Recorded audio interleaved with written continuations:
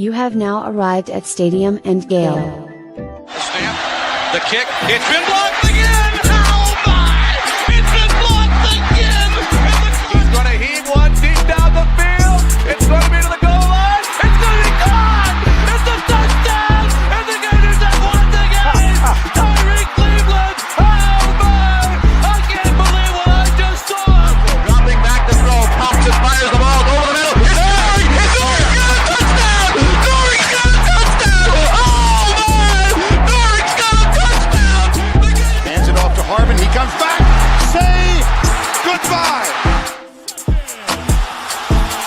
Ahmad Black, in his final game as a Gator, takes it all the way home and sends Urban out a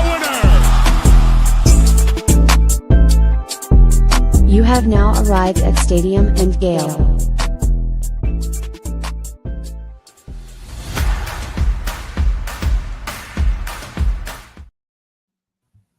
Boys and girls, ladies and gents, welcome to another episode of Stadium and Gale. It's your boy Corey. It's Dan. And your boy Jay Scott. What it do, y'all boys? What's going on, Hey, brother? It's good to see you guys. I missed you. Nick will be here shortly, but missed you guys. Last week was our first week never recording in a week in almost 6 Right. years. That's crazy. Yeah. It was Nick is on CP time. Yeah, That's wild. he is. Big CP time right about that.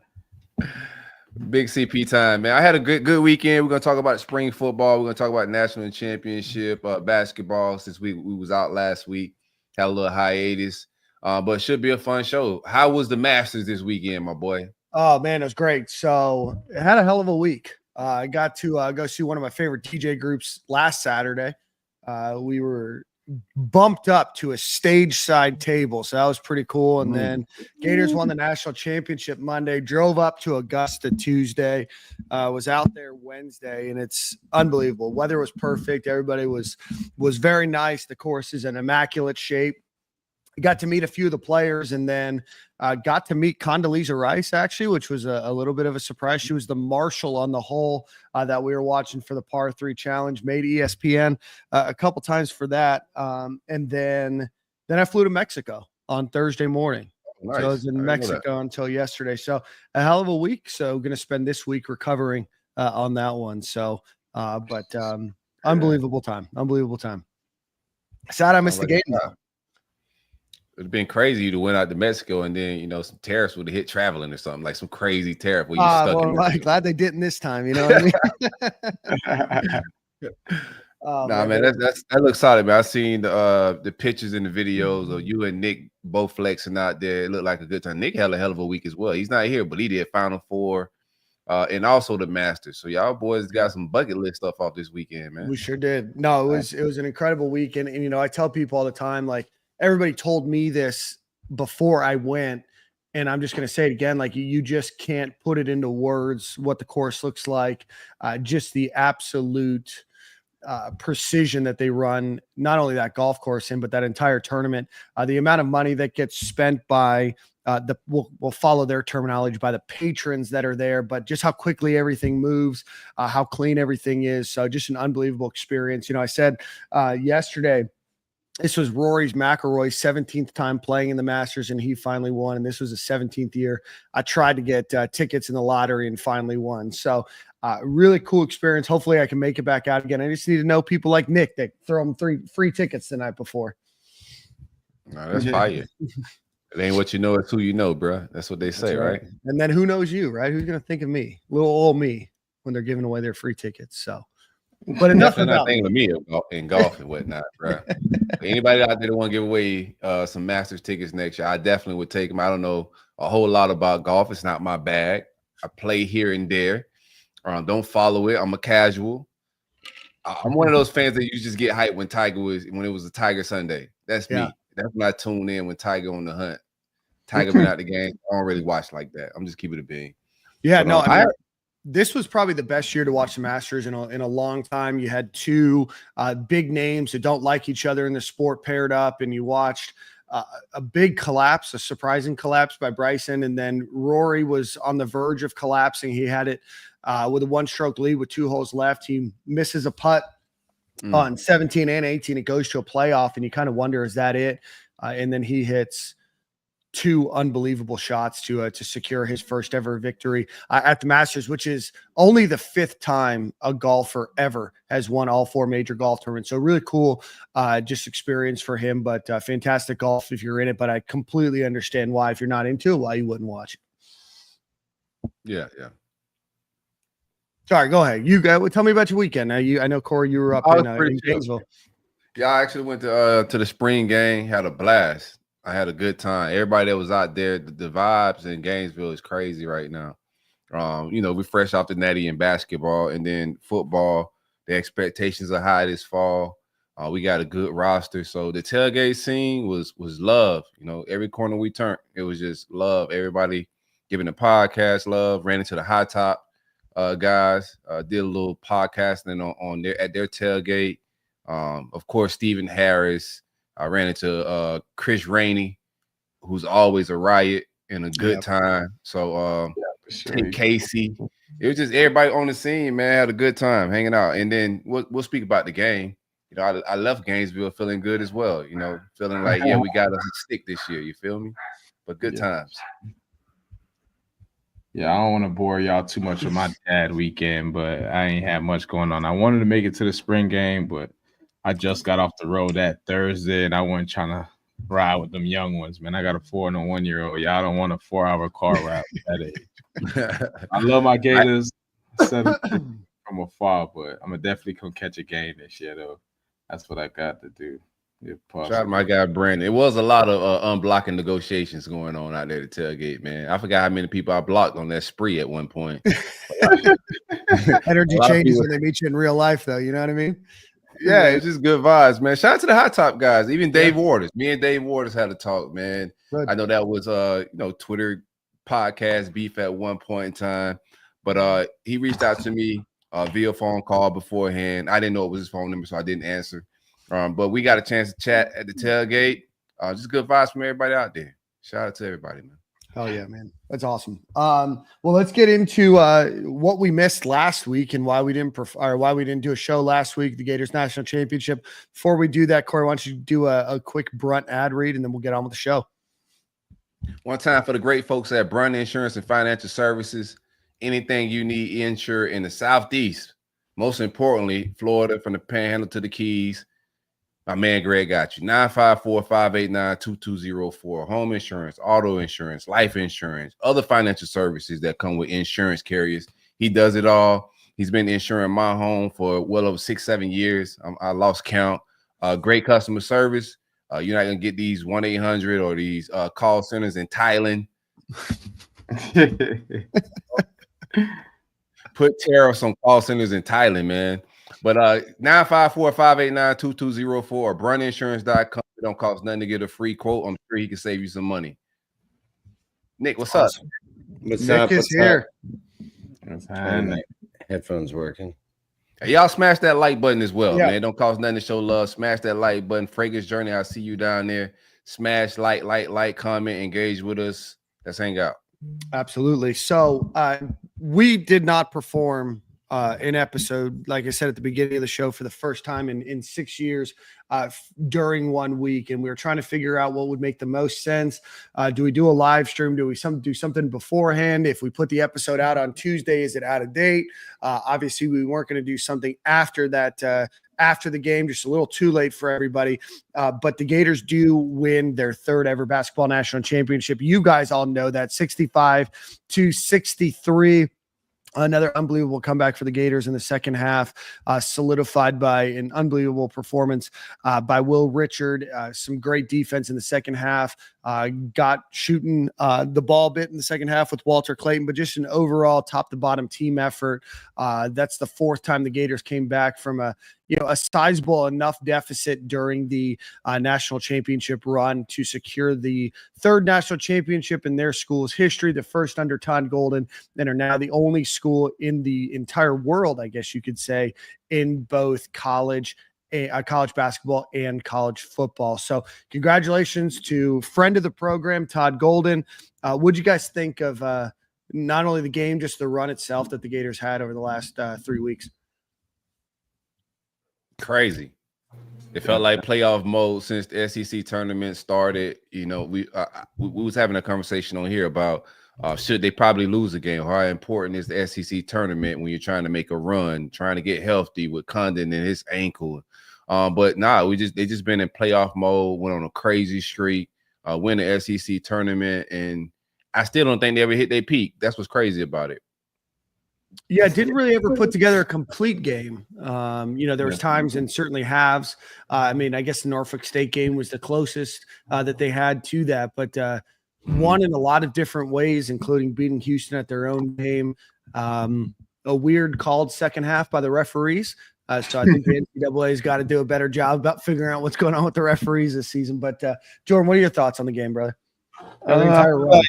Entire run itself. I felt like just watching all the games, I felt like we always did start slow. Like maybe if you went to go check the records, like the first half, Florida has never really won too many first halves as far as covering it spread wise or just winning outright at the first half. So I was definitely just always crossing my fingers in hopes that we'll have that second half run like we always did, and the boys always pulled through, man. And as far as the Natty went, I kind of always had hope. It was times where I was kind of like, damn, came all the way here and was about to lose. But something in me was like, Walter Clayton ain't go off yet, and we really haven't went on like a run yet, like a nice run. Like you can at least guarantee we're going to get one run a game, like 8-0, 10-2 run, something like that. Like I feel like we ain't going one of those all game. It's been turnovers. We was kind of taking the entire shot clock to score a bucket. Like I was like, man, this not us. We could play better ball than this. And them boys messed around and turned the page, man, and did what they were supposed to do. So proud of those boys, man. Yeah, when they were struggling like that, they found a way to keep it close. Like we would have a terrible first half, and we down by 3. I'm like, bro, we haven't even played our best ball. Turnovers, we taking an entire shot clock. Our best player got 2 points, and we're down by 4 points. Like I'm straight with that. I mean, I ain't saying that I'm happy that we losing, but it should be at least 15. yeah, straight up. Nick, you were out there. It was, it was that was really cool. There's you get kind of like desensitized. Like I've been on the field of the swamp. So we had our meet and greet Saturday, and people were like so excited just to be on the field. Like Jordan, you've probably been on that field 200 times. You forget how cool it is to be on Ben Hill. But like I'm on the Final Four court, and I'm like talking to the players and talking to Elijah's mom and Wilt's mom because we did the interviews with them around senior day, and then like it hit me. I'm like, you're standing on the Final Four court in San Antonio, Texas. Like, yo, this job is dope. It's like one of those moments where like it hits you and you like for a second you snap out of like working. You're like, well, look where you are. Yeah. That was really cool, but it wasn't even just like this run. Like they won 12 in a row. They won 18 of the last 19. Shout out to Blanco and his early No, we're exit. not shouting him out. We stopped that. No, it's not that type of show. He's not that type of show. Those days are in our past, you know what I mean? Yeah. But rallying from a 12-point deficit against Houston, I saw somebody made that shirt, the ESPN projected wins. Yeah. And that thing looks like, like a New York skyline all of a sudden. And then all of a sudden it's back down and Florida wins. I think Florida led for minute 4 of the game. Yeah. And until 40-something seconds left, had led 14 seconds of the game. But you know what? They don't know who led the first 499 laps of the Daytona 500, Dan. They only remember who led the last lap. That's right. It was interesting because they had to keep coming back from so many games, but just sitting there, like the text groups are like, good season, guys. It's been a great run. Yeah. Fun. And I'm just like sitting there. I'm like, they're going to figure it out. Like, that's just what they do. Kind of like what Jordan was saying, like the first half of games, this whole run, they're like, that's bad. I'm just like sitting there, even down 12 against Houston. I'm like, this is just a couple stops and a couple Walt threes, a couple Will threes. They'll figure it out. At no point, even down 9 against Auburn, and I'm sitting courtside, and I'm like, oh, well, this one's over. Short trip to San Antonio. Just a special team. I think it's they play with that underdog mentality, and all these guys started somewhere else. Isaiah Brown's the only 4-star on the team, and he played, I think, 61 minutes, 71 minutes all year. Yeah. Had no idea Walter Clayton would be the player and the shooter that he was. Thought he was good, but he might have cemented himself as the best basketball player at the University of Florida in its entire history. And then he goes 0 for 6 to start in the national championship, and you're thinking, okay, this isn't good. But Will Richard shows up. Tommy Hawk shows up later. Hawk shows up later in the game, and there was just always an answer. And I think Walt said it after the game. It didn't matter if Will had a bad game, somebody else would pick him up. It didn't matter if I had a bad game, somebody else would pick him up. So that was really cool. I think that underdog mentality and kind of like the brotherhood that these guys had, they just never got worried because they knew if it wasn't my night, somebody else would figure it out. Somebody else would have their night and pick whoever was struggling up. Alex Condon, ever since getting hurt in the SEC tournament, or I guess it was against Maryland, he got hurt. Playing at 70%, didn't play his best all throughout the tournament. That's the guy you needed to play well. So just the ultimate team win. And what a run. These last so I would say team season, right? I mean, I think we talked about it with Eric and Neil throughout the season, right? That this was a team that, not only was underdogs, but a team that really played like a team. I think they had 6 or 7 players this season lead the team in scoring. It was always a team affair. And when somebody wasn't, maybe at their best, somebody else was stepping up, or if somebody got injured, somebody else stepped up. So just a fantastic performance. I don't think anybody, including Todd Golden, before the season started, thought that the Gators were going to go and make a run like they did this season. I think that he was confident in the players that he recruited, but I don't think that he was, confident they would compete for a national championship. And, this was one of my favorite national championship runs to watch, just because it was so unexpected. And you just saw the team, start off the season undefeated. You have a tough loss against Kentucky, first game of the SEC season, and you kind of wonder, did they, are they good, not great? And then, you go down against UConn, you go down against Texas Tech, you go down against Auburn, and the team continued to fight back. And not just one player, certainly Walter Clayton is, now one of the highest scoring players in a tournament history, but there was always somebody else there to step up or take the load off. And, when you look at this team, it truly was a team that won. And you get an All-American on that team, but it's not like you have one dominant top 5 lottery pick on this team, or a team of multiple 5 stars, or a team of one and dones that just happened to click at the right time. It was it's made up of a lot of people that Washington State and Belmont and Iona and FAU. It's just really, really cool to watch, and super proud for those guys. And, I think I stayed up until 1:30, 1:45, just scrolling the internet, just watching everybody celebrate this team. It was really cool.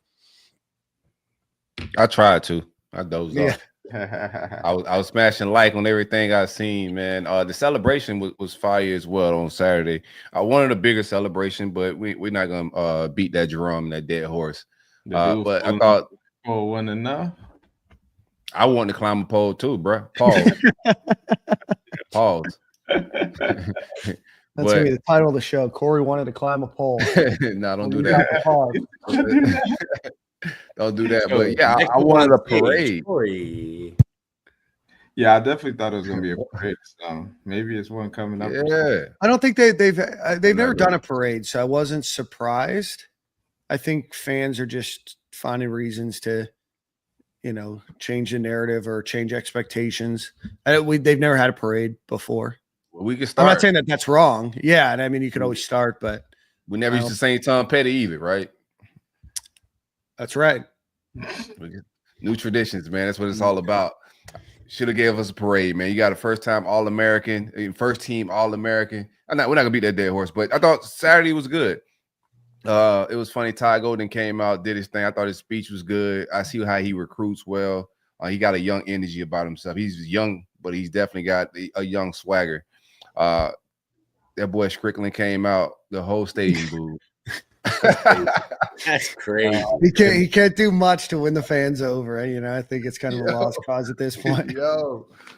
We've got people on Twitter writing exposés about why they hate Scott Strickland. I'm like, You guys have hated him before any of these reasons that you just listed, right? You want a team to win a national championship, and you're just not going to like him. You know what I mean? It's just is what it is. Yeah, I was testing it out because sometimes things are just a Twitter thing, right? So I'm thinking like maybe the hate for Strickland is just a Twitter thing. But when they said his name and it was a strong boo. It was strong. They said Scott's name so that he could announce the national champion basketball team.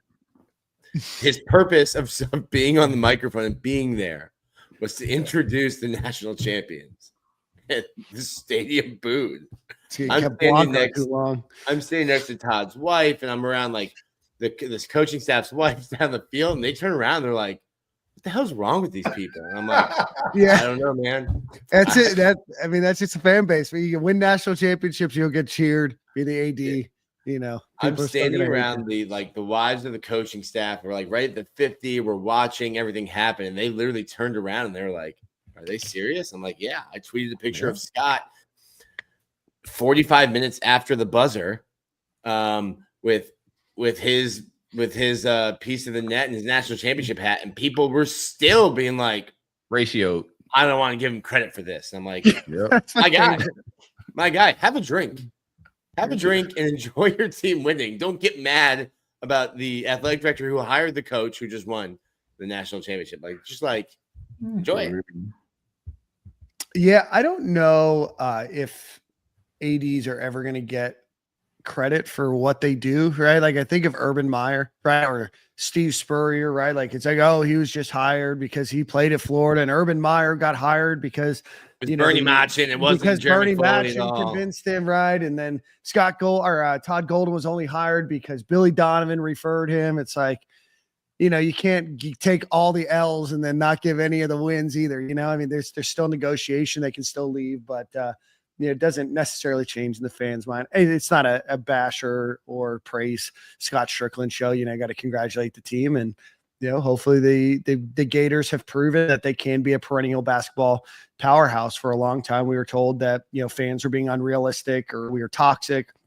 I remember Mike Bianchi saying that we should be appreciative that we had the Mike Blanco days, and that Florida fans were just being unrealistic. But while true, it also shows that there is a little bit of truth that Florida can win a national championship in basketball. Oh yeah.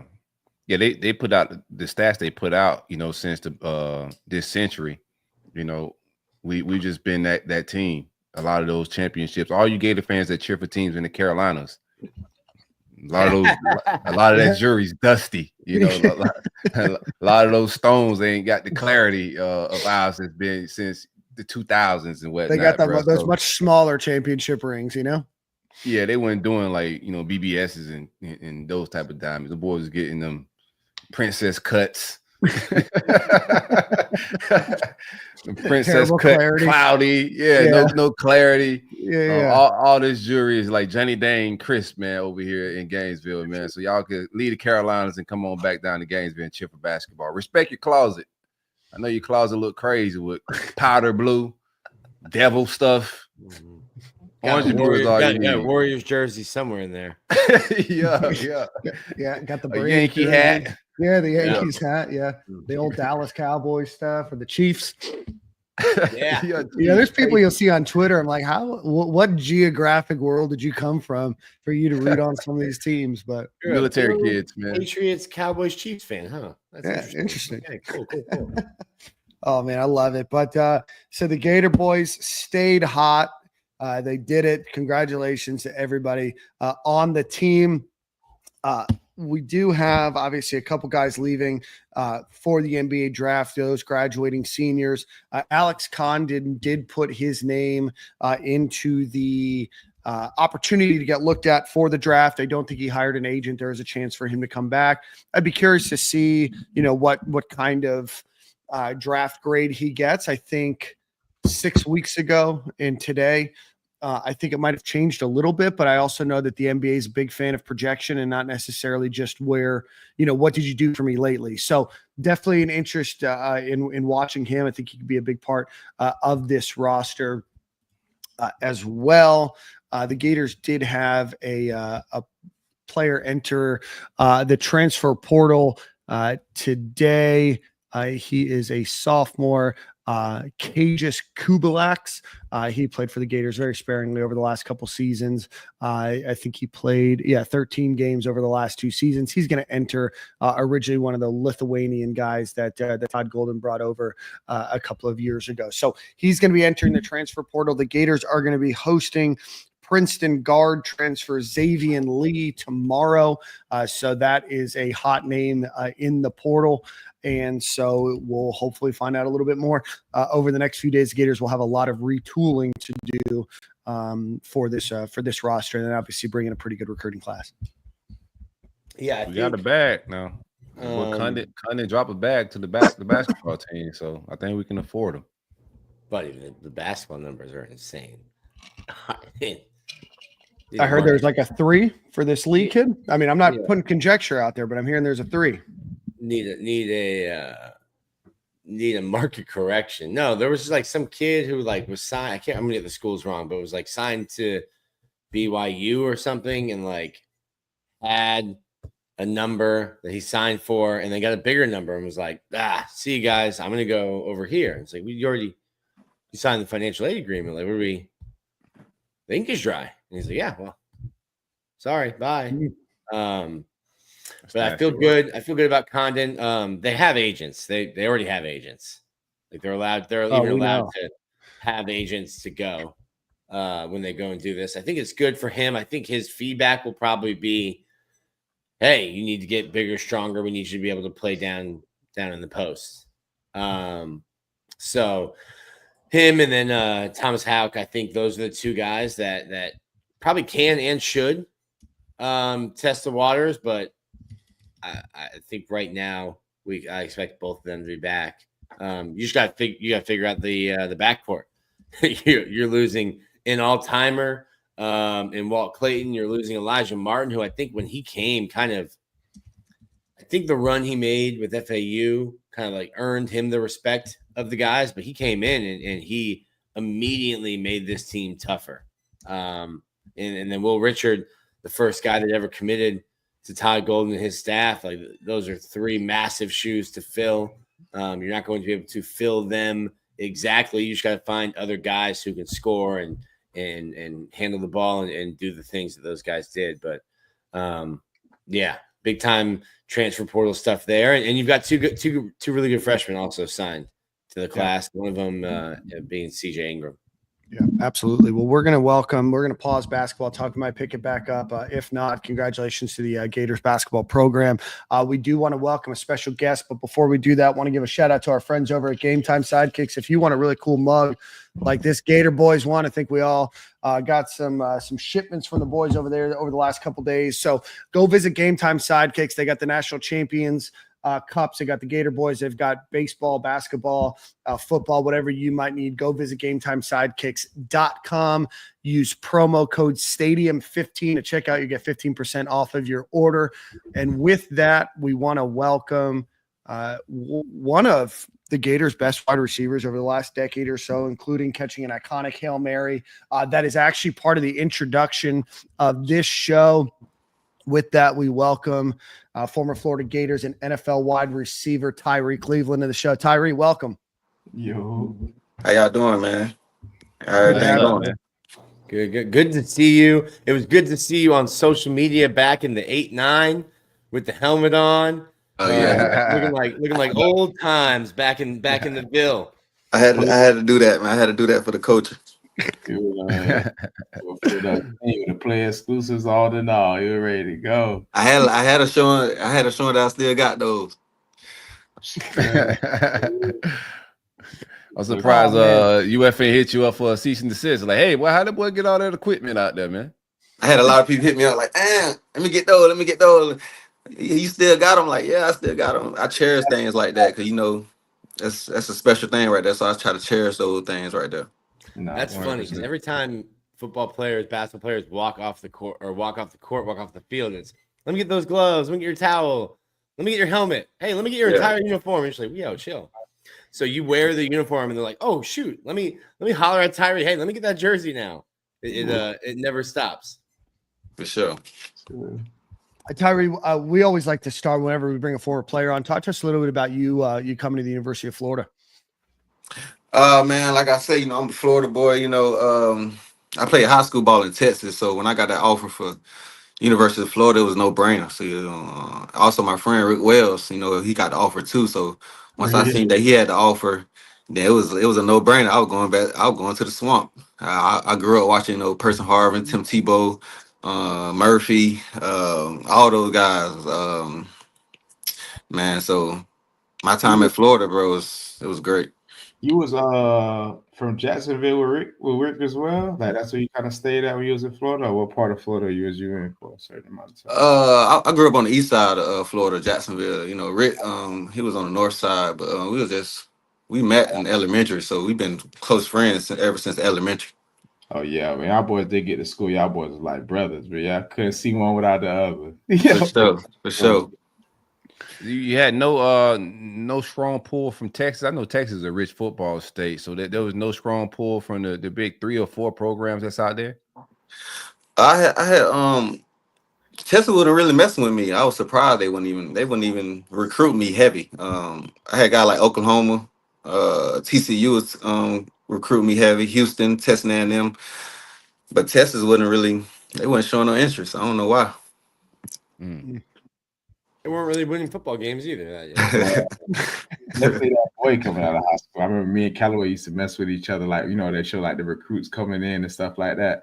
Like who you gonna host with? We used to always message you that, man. That boy finna take your shit, ready to take your spot, bro. Like, like that. So when you came on one day, they were showing your highlights and stuff. I said, all right, boy, you see you bad, boy. You finna take this shit. You better stop playing. It's great. Callaway hosted me, man. I had a great time, man. So showed me a good time, man. He was very stand-up guy, man. One of the best guys I ever played with, as far as position, skill, man. He's unbelievable. He definitely unbelievable. That boy, dog. His people called him AD, didn't they? They called him like all day. Yeah. AD. I remember that someone was like, "Oh, AD." I'm like, his name's Antonio Callaway. Where are you getting the D from? And I think it was like it was an old coach or an uncle or something told me, no, we called him all day. We call him AD. I'm like, okay. What was that official visit like, man? Like you pull up Callaway, like what y'all go do, man? No, you gotta give me all the details, but give me all the details. Man, just hanging out with a guy. He just showing me like the culture, like things to do on campus, as far as just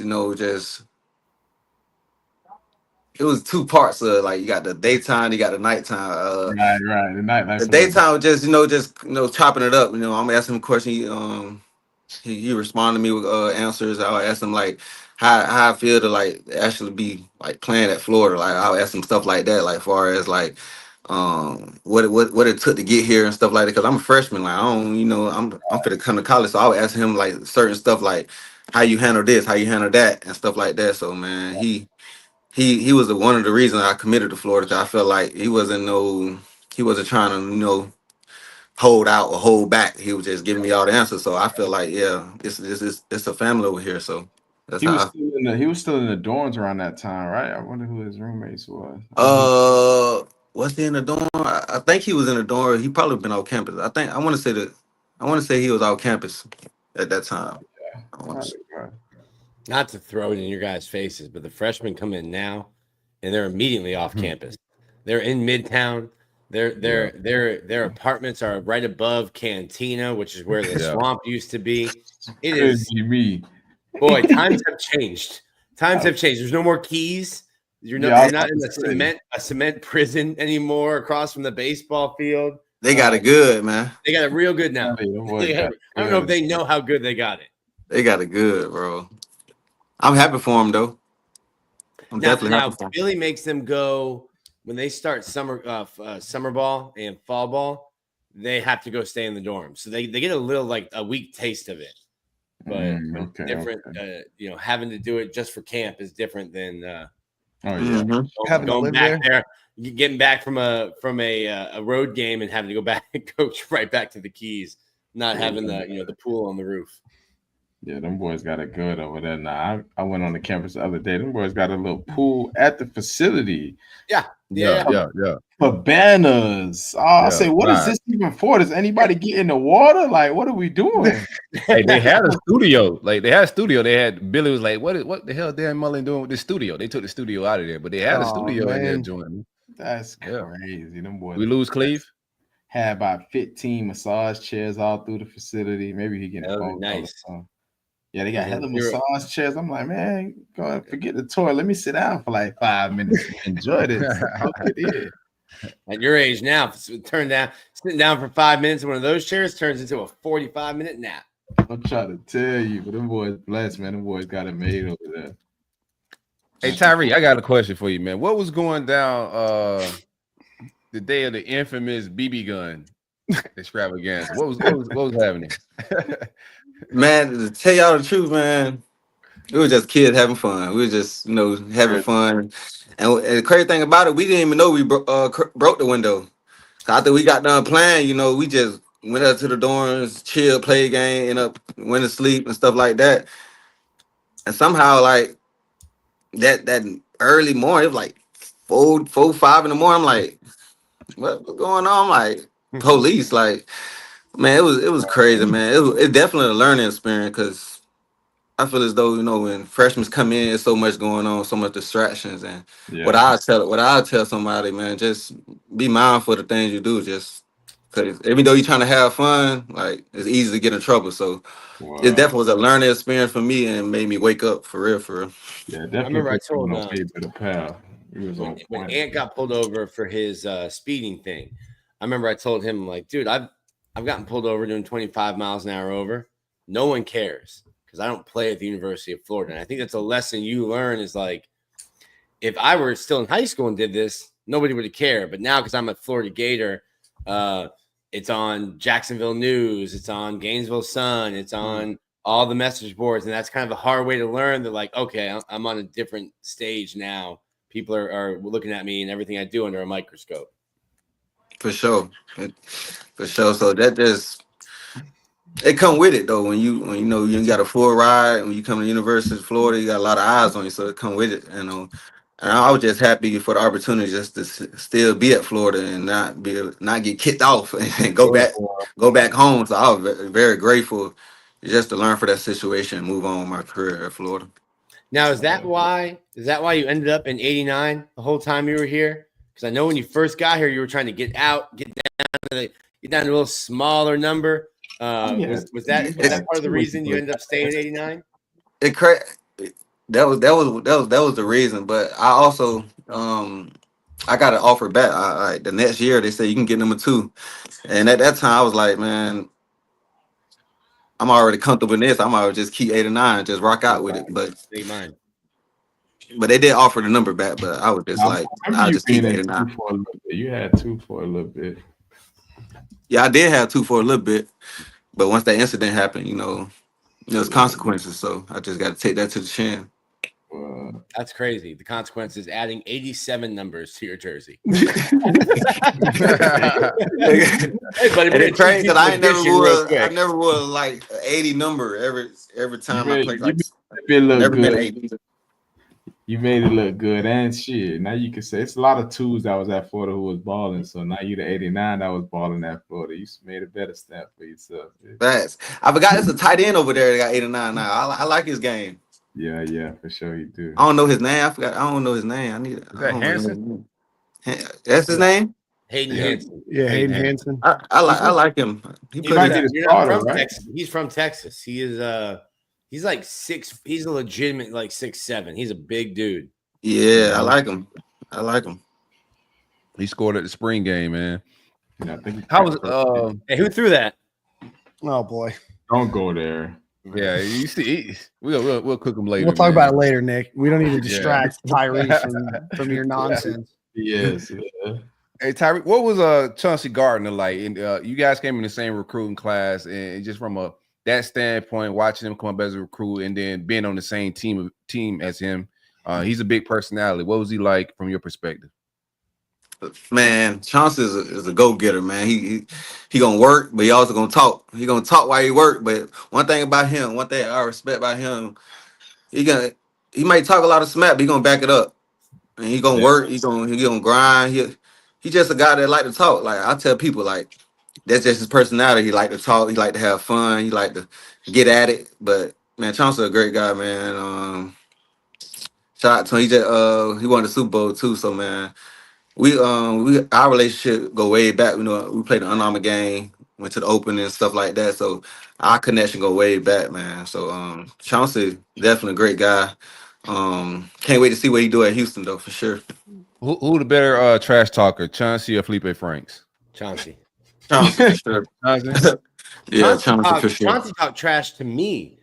They were doing the circle drill, you know, and it's like, hey, circle up, and they let the media in to watch it like once or twice. So I'm in there, I'm just filming reps, and all I'm doing is putting the clip out, someone versus someone, name versus name, no commentary to it. And Chauncey lost a rep, and because he lost a rep, it blows up on Twitter. The next time we come, we do a circle drill. He wins. I wasn't filming it. He runs out after his rep. Where's Nick Dellatorre at? And I'm like, right here. That one on camera. And I'm like, my bad, bro. But it's like, a classic hater, though. I talked to Chauncey right before 2 years ago, and there was no bad blood about it. That's just Chauncey. It didn't matter if you were a teammate, coach, if you were a booster on the sideline walking. If he had something to say to you, he was going to say it. Yeah. So Tyrie, man, speak to me a little bit. I know everybody kind of want to know about your famous catch, man. I know you saw Callaway catch the year prior. I know you never thought that it'll be you back in that situation like that again. But as a receiver, I know you thought about it like, damn, if I had an opportunity like that, I would snap. You feel me? So just take us through it a little bit, how it went down, your emotions after the game, all that. All right, this son, I ain't really tell them about it, but like I don't know if free people know, like that whole game, you know, was tight, it was close, you know. Yeah, for sure. So I think they went and scored, and then we got a chance to get the ball back. Mm-hmm. So they was going to kick the ball off like the whole time with the sideline. I'm walking. I'm telling Tony, I'm telling Rick, I'm like, bro, I'm telling Sayante Lewis, I'm telling him like, bro, I'm finna make a play. Like big time player. This is what I'm saying. Walking like I'm just walking up and side down side. I'm like, I'm finna make a play. Like big time player made big time plays in big time ball game. I kept saying that like at least 4 times. So probably we get the ball, like the whole play. We ain't even supposed to. That play ain't supposed to happen. We supposed to. I swear. That play supposed to. Felipe was supposed to throw the ball to CeeLo like a 15-yard dead, just so we could get a field goal range for Eddie, so he can kick the field goal. We win the game. Right. And in the huddle, I told Felipe, I was like, bro, if you don't got it, bro, just throw it. I'm gonna just run. And he like, all right. He like, all right, bet. So when I told him that, so when I told him that, I'm like, he probably ain't even gonna do it. I'm like, all right, but I'm gonna just still run. So once the play go on, I see the safety low. I'm like, why the safety low? I see the safety low. I'm like, they tripping. They really disrespecting me. They disrespecting me. Too fast. I'm like, hold on. You're in the middle of your route going, this is disrespectful. He better find me. I'm like, hold on. And then the DB low. So I'm like 5-yard cushion. I'm like, bro. Yeah, so soon the ball height, I just start running. And then once I see Felipe break the pocket, I said, oh yeah, he finna throw it. So I just hit another gear. I hit another gear. I'm like, oh yeah. Man, no bull cry. I wouldn't lie to y'all. I ain't hear nothing but the ball. I ain't hear nobody. No, nothing. I ain't heard nothing. I just heard the balls. What? We're locked in. And then once it happened, I'm thinking we had more time. So like I seen a video, I see me up and BP just hit my head. I'm like, what's going on? I'm like, what's going on? Bro, I done won the game. That might be the hardest you got hit in college ever. BP was smacking you. Yeah. BP was, bro, that was crazy, bro. And then I'm just seeing everybody running to me. I'm like, what's going on? Like I'm shocked at that point. I'm like, what's going crazy? And I see everybody jumping, but the power was the worst. Yeah, I'm just gonna ask you how that was because everybody just jumped on you. I'm like, man, I hope this guy's not injured. Bro, the power was the word. I couldn't breathe. I'm telling y'all, get up. I can't breathe. I can't get up. Man, but I hope, man, that catch there was, man, it was I'm just blessed to be, have that opportunity just to win a game for the team. You know, Oh man, lost him. He'll bounce back. He'll bounce back. There we go. There he is. There we go. y'all still hear me? Yeah. What Yeah, I hear you. what route were you supposed to run? Like on the play sheet when the play gets called in, what is your route supposed to be? Say again. What was your route supposed to be? Because you said you just told Felipe. You and Felipe went rogue there. Did you have a different route, or you were supposed to run? Yeah, I had a post. Okay, I had a post. I had a post. So the way you saw me run, I'm just like, it wasn't no post. Like I say it was a pile line route. Just run to the goal. Because once I saw the safety, I readjusted my route. I'm just for the run.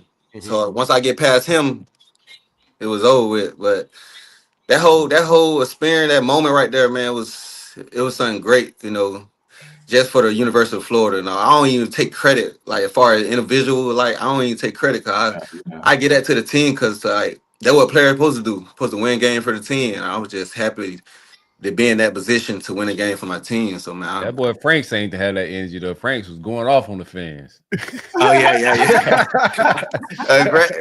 Frank was talking. Frank was talking his smack, like like, as he should. You feel me though? Because like a lot of people were talking about free play like this and that. So I was just happy for him just to be able to show up in that moment in the game right there for us. So man, that was without him, without the online protecting it as they could, without everybody playing their part, man, it would never happen. So man, I'm proud of that moment, proud of the team for real. What was it like around campus after that, after catch like that, man? Bro, you leave your wallet at home. No need. It was so crazy that after the game, was just, as far as leading up to that night, it was just like everybody just was just showing love. Like prior before that, it was just happy to see everybody just like even the fans, just everybody just celebrating that moment. And man, the teammates just showed me love. Like everybody, the coaches showed me love. I was just happy to win the game because you grow up trying to I'm gonna win the game for you. Grew up like thinking about catching the game, winning a touchdown. Like me growing up being a Florida fan and just watching Tim Tebow and all the game, Person Harv and all them guys, and just seeing myself like catch a game with a touchdown. Like, it ain't hit me till like after a couple of days. Like when it first happened, I was just my head was everywhere. What? I ain't mad at you. That's crazy though. My favorite one, though, I do see it in the comments. My favorite one of you is LSU, that 99-yarder, though. I remember being in that play. I'm running a swing route. I'm like, Austin, what you about to do? Because you about to get sacked. This somebody over me. It's only really like 3 people in the route. Like, it was only 2 receivers, and they had me in a swing route. Matt's prep. Yeah, Matt's protection. I'm like, bro, what you about to do with this route? We almost about to take a safety. Man, that boy took that thing all the way to the crib on the top, real cornerback too. See what people you had to break a tackle there too. Somebody was on you. What people don't know about that play was I was really going on.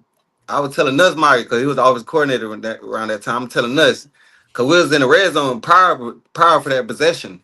I think we was in the red zone prior to that possession, and I was telling him, "Coach, throw it." He pressing that line. He can't hold me. Let's throw the ball. So that next possession came. He said, "I hope you're ready." I looked at him. I said, "Bet." I said, bet. So I got the huddle. I ain't gonna lie. You know how you ask for the ball and the coach be like, all right, for to give it to you? Yeah, now you're nervous. I was nervous as hell. And you were a freshman, right? Gripping my coach all game, and he said, all right, it's your time. And you're like, damn. Hey, I was like, man, I can't mess this up. And we at LSU too. That's a big. And we at LSU. Man, that whole play there, man, it was just, I knew I can beat him.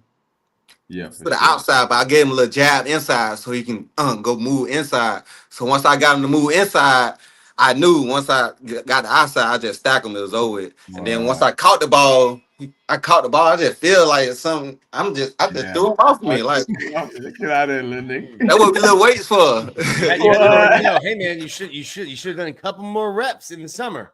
And I'm glad I didn't. I almost dropped the ball early. Yeah. I almost dropped the ball early. That would have been bad, bro. That would have been been real bad. What did you Brandon Collins just said this. If y'all were in the NIL era, that the heave, those shirts, crazy. Those shirts would have been a paycheck. Hey, I could. What? That would have been good numbers. Man, the NIL was around our time, man. We would have been killing it. Oh, UF would have been running it up. I would say that. Definitely. Yeah. What were you like a top 4 or 5 receiver coming out that year? Yeah, I was a 4-star when I went to the unarmed camp. I thought I was gonna get the 5-star, but they didn't give it to me. So he was borderline. I think he was they ain't never give it to me. Yeah. They ain't never give me the 5-star, which I wasn't even tripping on it. I was just trying to show people I can play ball. Right, for real. The offense at that time. Oh no, go ahead. Do your thing, George. Well, the offense during that era was, it was hit or miss with Nussmeier. I thought some of the schemes and the concepts was like more pro, and he's doing this thing in the NFL. I think he's more successful in the NFL than he was in college. What was the likes and dislikes of that Nussmeier offense for you?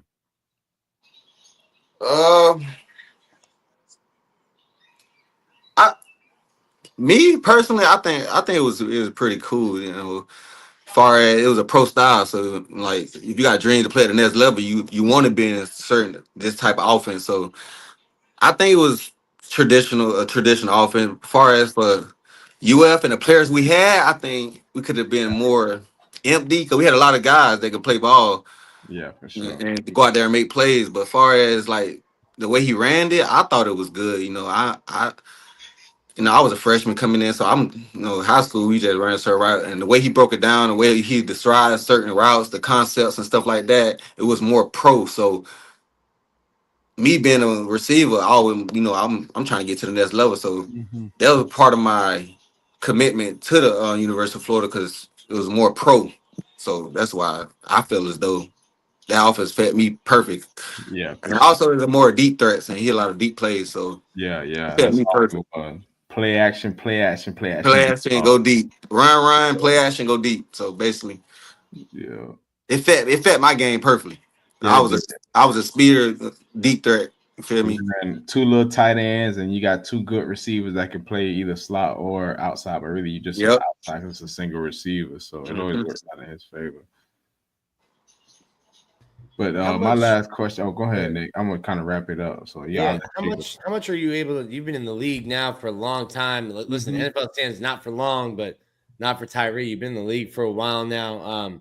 How much can you follow the Gators? I know you're probably traveling, doing stuff, walkthroughs on Saturdays. How much are you able to watch and follow the football team? Obviously, we saw you following the basketball team this year, but how much are you able to kind of tap in and follow the team?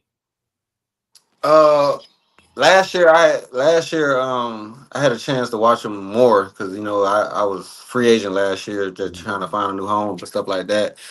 And now I feel as though I'd be able to watch them more because I'm y'all probably be the first one to know. I'll probably come back to school to finish this degree. Let's go. And everybody who watches. So I think I'd be in tune with Florida a lot this year. And that wide receiver room is nasty, man. Go over there and help them out, bro. That wide receiver room is nasty. And that's why it's crazy. I got on the phone with Billy G just to let him know, like he don't even know, like I'm debating to come back and just finish the class. I got like three classes left, and why not do it now? While I'm still want to do it. You feel what I'm saying?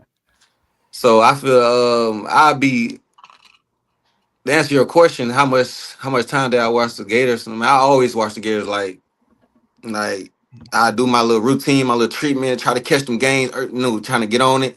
Everybody for some reason, like we get to the league, everybody don't like Florida. Like really? they don't like Florida. Like I don't know why. Like everybody hating. Everybody hating on us. Like what we do to y'all? But like I always watch the Florida, man. I'm a big fan of DJ Lagway, man. I feel like he gonna be the one, not him individual, but as a team. It starts with a quarterback. If you don't have no quarterback, then it's gonna be hard for you to win games.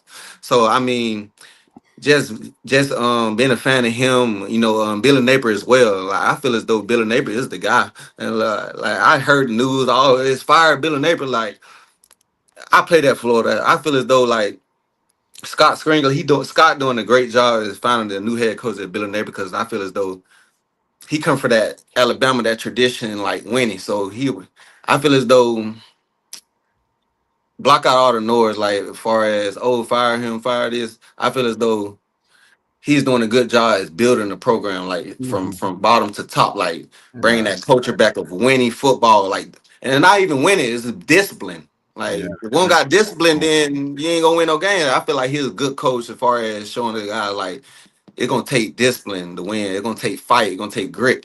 So man, I think personally, I told everybody we won the basketball. We finna go win the football. I'm telling people right. It's April right now. I'm telling people. Look, it's April right now. I'm telling people we gonna win. We gonna win in that championship. Let's My go, people in the man. comments might be talking crazy. We gonna win in that championship. Nah, we football. lying, dog. I don't know what you talking about. We in our bag, bro. Hey, game just came out, yeah. Hey, we gonna win in that championship, man. The defense, I ain't really looking on the defense side of the ball, but I feel like we got some good linebackers. I like the cornerback over there. What's his name? McCain. McLean, Cormani McClain. I like him. I even like Banks. Banks nice too. Had a solid spring game, bro. Yeah, Banks nice. Who else I like over there in the defensive box? over there. Aaron Childs. I can't wait to talk about Aaron Childs when we talk about spring football. That's a man child, bro. Yeah. Like, Man, we got some guys. And the whole offensive line coming back except for one. Yeah. So I mean, and then we got 2 stud running backs. Like, hey, with the receiver room, but why can't we win it? Thank you. That's how I feel. What are we missing? Nothing. What we missing? We ain't really missing nothing. What? Straight up, man. Yeah, it's there. We ain't really missing nothing, bro. And I tell people, I'm sorry to cut y'all off. I told people, if DJ Ladway didn't get hurt, Georgia would have beat Georgia and Texas and Ole Miss. Would have beat everybody. Yes, sir. Yes, sir. For sure. They, you got Q and T's back here. I see those boys at practice all the time. They're back here finishing their degrees too. It's really cool to see Quincy because I knew him when he was 16 years old. He's kind of taking Cormani under his wing because I think he sees the talent he has, and it's kind of just like, hey man, let's just show you how to watch film and how to use that when you're on the field. And the coaching staff's hard on him because he has so much talent. Like he got beat on a play and he runs pass breakup because he's fast. And the coach telling him like, hey man, you don't have to use all that speed if we're fundamentally sound at the line. And kind of just like coaching him that way. So it's been cool to see Quincy and Tease. Bro, Tease is just a football guy. He is jumping up and down on the sideline during 7-on-7. I look at him, I'm like, bro, you just love football. Really That's it. Point blank. Hey, Cleve, who your favorite Gator all time? Who he put me on? He put me on the spot. Whoa, he put you in the hot seat. He put me on the spot. Man, all time. I'm interested to know myself. I gotta have this one. I don't know if we ever asked Jordan either. All time. I ain't gonna lie, bro. I gotta go with Tebow. I gotta go with Tebow. You think Chauncey would say Chauncey? If we asked Chauncey who his favorite Gator was, would he say me? He gonna say him himself. It's kind of tough. I love watching Tim too, but I'm a big fan. Like, hats off to Person Harvin. Like, Person Harvin was a dog. Like just watching him, like, bro, he was a dog. He was a different beast. Like, electric, explosive. Man, he was all. Dog, they ran counters with him at running back. Man, he was different. He was different. Yeah. And then we asked this. Corey usually asks it, but he's been slipping on his asking game. I'm non-violent these days, man. That's all. Who had the best? Yeah, he became vegan. He doesn't ask these questions anymore. Who had the best hands on the team? The best hands? Yes, not talking. We ain't talking about catching passes. We're not talking about catching passes. Who had the best hands in the locker room? He talking about niggas bad. You talking about the best, like just playing around with hands? Yeah. And people don't box the never fall. People don't slap box all type of stuff. Man. Oh, y'all had the boxing gloves. Y'all would just throw beef and throw the boxing gloves in the middle of the locker room. Somebody who had nice hand was Iverson. Yeah, okay. See, Iverson had some nice hands. Iverson come in and beat up, man. That boy beat Trady that black and blue. Hey, Trey took some lumps, bro. I think Zach Carter put some paws on him too. I think That so. went viral. man, Iverson put his hand on Brett Haggett, offensive lineman. I knew he was different. Yeah. Word. Boy, fade, I said, New I Jersey said, built different. that Jersey boy, that little Jersey Haitian boy, you got to watch out for him. Now you beat up trench guys as a skill position dude. You getting busy, bro. That's a good one though, Cleve. I like that. Iverson definitely fed. But Yeah, I last, heard a lot of. my fault. I'm gonna Go ahead. just a little bit. I ain't want to take too much of your time, brother, but just let the people know, man. What is TGB about? How did you get into making your own brand and having Mondays and shit? I mean, when I first saw that, bro, I fell in love with it. I'm like, man, he really out here doing it and inspiring people. You got to realize how many people watching you, how many younger kids want to be like you. So just let the people know what your brand all about and what you got going on. yeah, man. TGB just came for, it was crazy because I was in Cracker Barrel. I was in Cracker Barrel. And it's a crazy story. I seen it said it just had TGB, and I'm like, dang, TGB. And I was just I went home, I was just thinking about like, dang, what made me just look at that for that long and just look at TGB? And I was like, man, I'm thankful, I'm grateful, I'm blessed. And that's just how I said it. Like, I'm thankful, grateful, blessed. And then once I said it, I'm like, bro, that kind of like my whole thing. Like, I'm always thankful, I'm grateful for the things I got, the things that I have, and I'm blessed. So I like, man, I'm finna make this a movement. You feel what I'm saying? But a little story on it. It just showed people, like, just give people a reminder, like, no matter what you're going on, no matter what's going on, no matter like what life may throw at you and stuff like that, you gotta always pause and just think about how thankful you are, how grateful you are, and how blessed you are. And I feel as though some people, like, kind of get sidetracked and on, like, oh, I don't have this, I don't have that, but you got life, you breathing. So like, I just try to motivate the people just to keep pushing, man. Life be hard, and you always need somebody just to have that, that give you that little spark, that little energy, just to keep you going, because you never know what people may be going through. And man, the brand, I think it's gonna be big real soon, and I'm just gonna keep there trying to motivate people, just keep trying to uplift people and things in that matter. As far as the motivation Monday videos, I was posting them. I kind of got to get back to it. I've been dealing with like a lot of stuff, like trying to figure out this and that and stuff like that. But as far as for like the brand, man, it's definitely a nice brand. I can't wait to like expand it and keep it going. I'm finna drop some clothing line with that brand as well. So dropping like some wristbands. I'm about, I got to bring the primary color is red, but I got to bring the Florida Gator colors in there. I got to bring that. So once I drop that merch, it's definitely gonna be Florida Gator colors in there. And I just want to let people know, man, just you got to be thankful, you got to be grateful, and you got to remember, like, you blessed. You here on earth, and where every day you wake up, you blessed. So Gratitude. that's kind of my my brand right there. Yeah, I like dope. that. That's awesome, man. It's awesome. Man, well, we appreciate you. Where can everybody follow you on social media? Man, I'm on Instagram, Tyrie, TYRIEE1.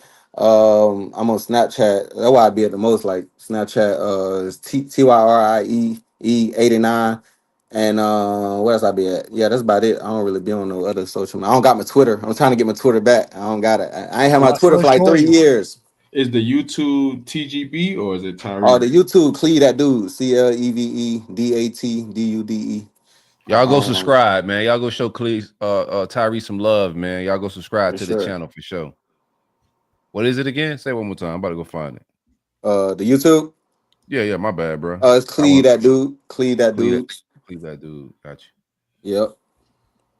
Just throw it here on the nigga Dan. I just want to, I want to get my hats off to y'all too, man. We ain't really talk as much. I feel as though, but I want to say, man, the stuff y'all doing, man, is I respect it. And as far as like y'all just controlling it all over the years, man. It's great because I know y'all a diehard Gator fan. I know y'all love the Gators.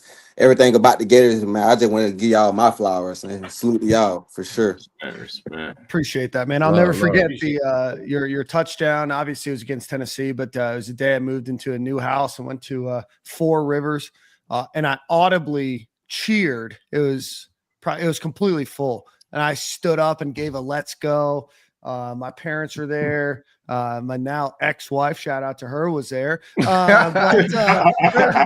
There's about 75 other people that are like, what is this lunatic on right now? But no, so I'll always remember that, man. I appreciate you for, somebody that's been going through some things recently. It's good to remember that we should be thankful, that we should have gratitude, and that we are blessed, man. And I appreciate anybody that's putting good energy out there. And man, we wish you the best of luck with everything. Congratulations on going back and finishing your degree, and whatever we can do to help you grow and get your brain out there. We're here for you, and look forward to seeing you in the fall up in Gainesville. Yes, sir, man. I appreciate one last thing. Like, here's my story too. Like the same game, right? So I'm at my crib. And I had two of my boys, they Florida State fans, and they was hanging. They be on Twitter a lot, posting Grimes. So the whole game, they giving me a hard time about how trash Felipe is, and we about to go in overtime because I think Tennessee ended up coming back. We was up in that game, so I'm just like, man, what just happened? And they just chirping in my ear in the living room, and I'm thinking overtime as well. Man, he heaved that ball, you caught it. They couldn't get out of my house fast enough. They could not get out of my house fast enough. Bro, I was in here lit. I was in here lit, man. Hey, man, I appreciate you pulling up, man. It's been a good show, good episode, Absolutely, good conversation. Man, thank y'all for having me. Appreciate that, Jordan, too, man. Reaching out to me, bring me on the show, man. I appreciate y'all. Appreciate you, Dan. Appreciate you, Nick. Appreciate you, Corey. I like that hat, Corey, too. I ain't gonna lie. I like that. Got you, man. Hey, hit me. I like that hat. Link me up, man. We'll send you some merch out, bro. I'll get you one of these hats as well, man. For sure, man. Thank y'all for having me, man. It's Absolutely, nice to talk to y'all, man. God bless y'all, man. Keep doing y'all thing. You feel what I'm saying? Jordan, we gotta link up, man. I ain't seen you in a while. We're gonna push up on you. Hell yeah, man. We gonna link up. For sure. Appreciate y'all. Tyrie, we appreciate you, brother. All love, my guy. Those two plays you brought up, the Antonio Callaway one, Jordan. Yeah. The only quiet place, especially the Callaway one, because Florida was losing the whole game, and then all of a sudden you come back. The only quiet place is the press box, because you just went Control Alt Delete on the story you had written, and all the newspaper. I've never worked for a newspaper, but the newspaper guys have deadline, and newspaper deadlines are like right at the end of the game. So it was like Tennessee breaks the streak and this and that. You're doing all this research during the game to like fill the story out. Train right jail, Big Ben in happens. He goes. Brandon Powell breaks it with the block. And it's just like Control Alt Delete. And then it's just like, what? I got it right. And then the same thing with Cleve almost. But it was like you didn't have to change everything. But that play happens. You're kind of like, how do I write? How do I put into words 90,000 people going crazy? Brandon Powell giving CTE slaps. Poor Cleve is under a pile of 80 people. But yeah, it's interesting being in the press box for big moments like that, because it's probably the only quiet place is you've got 50, 60 people trying to figure out how to tell everyone what is happening, written wise. Yeah, unfortunately, I missed the Cleve one because my behind being stupid, but the Callaway one was amazing to witness in person and just do it. Like, wow, I was there. Well, like just watching the whole stadium roar, dog, and like you really can't even. You saw me. You definitely saw me. I was roaring. Corey was there. He was on ESPN. Corey was definitely there. No, that was the Auburn game. Oh, that was the Auburn game. My bad. The Tennessee game, I was in Lower East. Shout out to my guy Dustin. I forgot who else I was sitting with, but man, that was a frustrating game as well. Them Tennessee games be frustrating, but it was worth it, man. My cousin who I brought with me, he left and went to the car. That's how frustrated he was. Like, man, put Trayon Harris in the game. I was like, no. No. And then when we got Trayon later that year, he was like, man, get him out the game too. I was like, I don't want that boy in there. I was like, come on, bro. That was the era of it can't get worse. And I was like constantly telling people, like, hey man, it can. Things can get worse. Hey, Like, at the no, FAU game, things can't get worse. I'm like, listen.